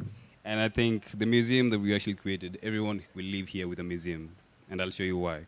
So we started off with, first of all, defining the word museum. And it was kind of a dogmatic statement that we had to move on from the literal museum as a physical place to a space where people can see you, where people can experience what you do create and what you bring on the table. And we started off with Adam's bedroom. We started by, he said that it would be a place for inspiration, for a place for himself to actually tap into his creative potential energy. And as we moved towards Kimani, your museum was your own Kikuyu inventions and how people can see culture with inventions and how you create your products. And then we moved on to, now we had a kind of debate session where it was a debating between what they said and what we do feel. It was the debate on a person to feel, whether it's a place to feel inspired or to remind yourself, or what you actually think. And we had various amount of comments from the people. We had Eugene, and Eugene said it was a place where it was about people who came before us and what do they bring to the table and how can we actually see them. And then we also had, I think it was a commenter from the back, she said something about communities and where you can see something to remind you where you came from. She said something about a bracelet, and that brought that entire moment of unity. Oh, I came from there, let me tell you about that. You see that place where we can bridge that barrier and can bridge that gap. And then we had 4 teams. The first team was Adam's bedroom again, then Kikuyu inventions from Emmaus, and then production, and then the last one was a place of validation. So after we moved defining our museum, what is it, this space, this place where people can experience you, now we moved on to the money part, the sticky issue part. And then we came about branding money. How can we make it sustainable? And we started out with Kimani, as he said, he will have a trust fund whereby he could pick a ride of the interest that he'll actually develop. So if he had 100 million, 12%, that's 12%, he'd use it for creating the various amount of things that he wants to show the world. And he was emphasizing on the essence of access. not money, money, money, from the predatory way that we've gotten used to through VC funds, through the Wall Street type of vibes. He was emphasizing on access. That's actually what he was trying to build the entire time. And he dropped a quota ball whereby you use culture to reimagine the future. Our present you're using to build the future of tomorrow. And then we moved on to, and then we landed on the barter system that he proposed. And then now we came with Mr. Julius Sotoku, how he came and blatantly told us that it's not sustainable and this won't work in this country. And as he said, he needs money to actually pay people and he needs money to actually make it sustainable so that it can be built for the future generations. And we had comments from the audience, from Clive in the back. He said something scalable, and then that's where we got the essence of the subscription model that we'll actually use. And you asked, how much will you pay for the museum? So we need to kind of land on a number at the end of the day. And the quotable there was inclusive for everyone. Money is not necessarily the only form of exchange that we do bring on the table, such that if I don't have money, I don't get to experience the entire experience that is created by the other creators. And then as we move on, the debatable now was donation versus free, what we'll actually land on.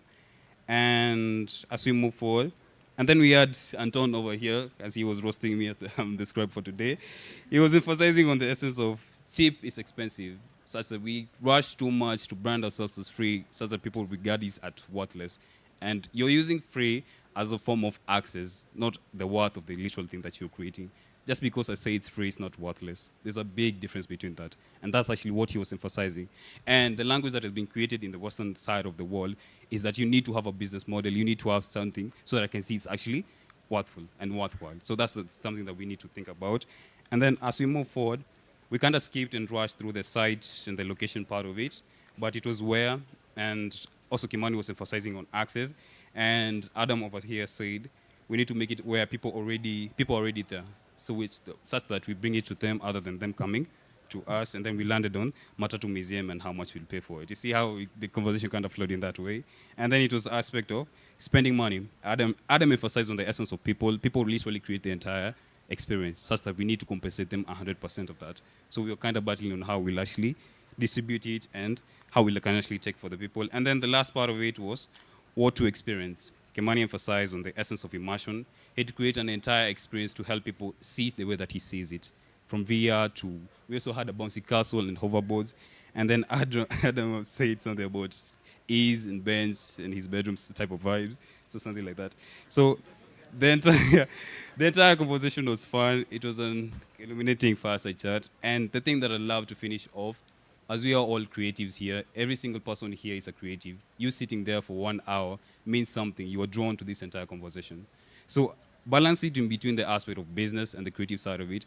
I think let us use the analogy of this place. You see the way that it covers us, shelters us, and protects us.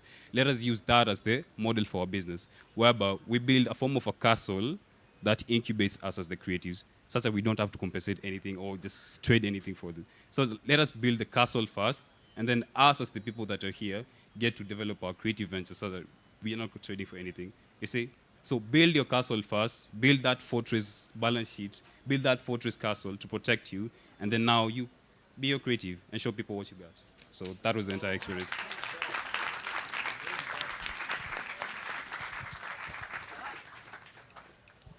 Thank you. Thank you very much, and thank you to my co-creators and all of you.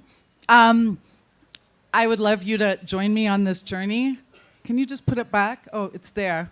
I don't know if you can see the website or the Instagram, but I do think that we can co-create something that's new and that is sustainable and that does things differently, whether we start in Adam's head or bedroom and it's quiet and then we get in the bus and then we end up on a hoverboard. I think we can create something that we all agree would be worthwhile to pay for, and we become investors in our own spaces. And that's a bit of my dream. So thank you very much, and thanks for staying to the end of this day.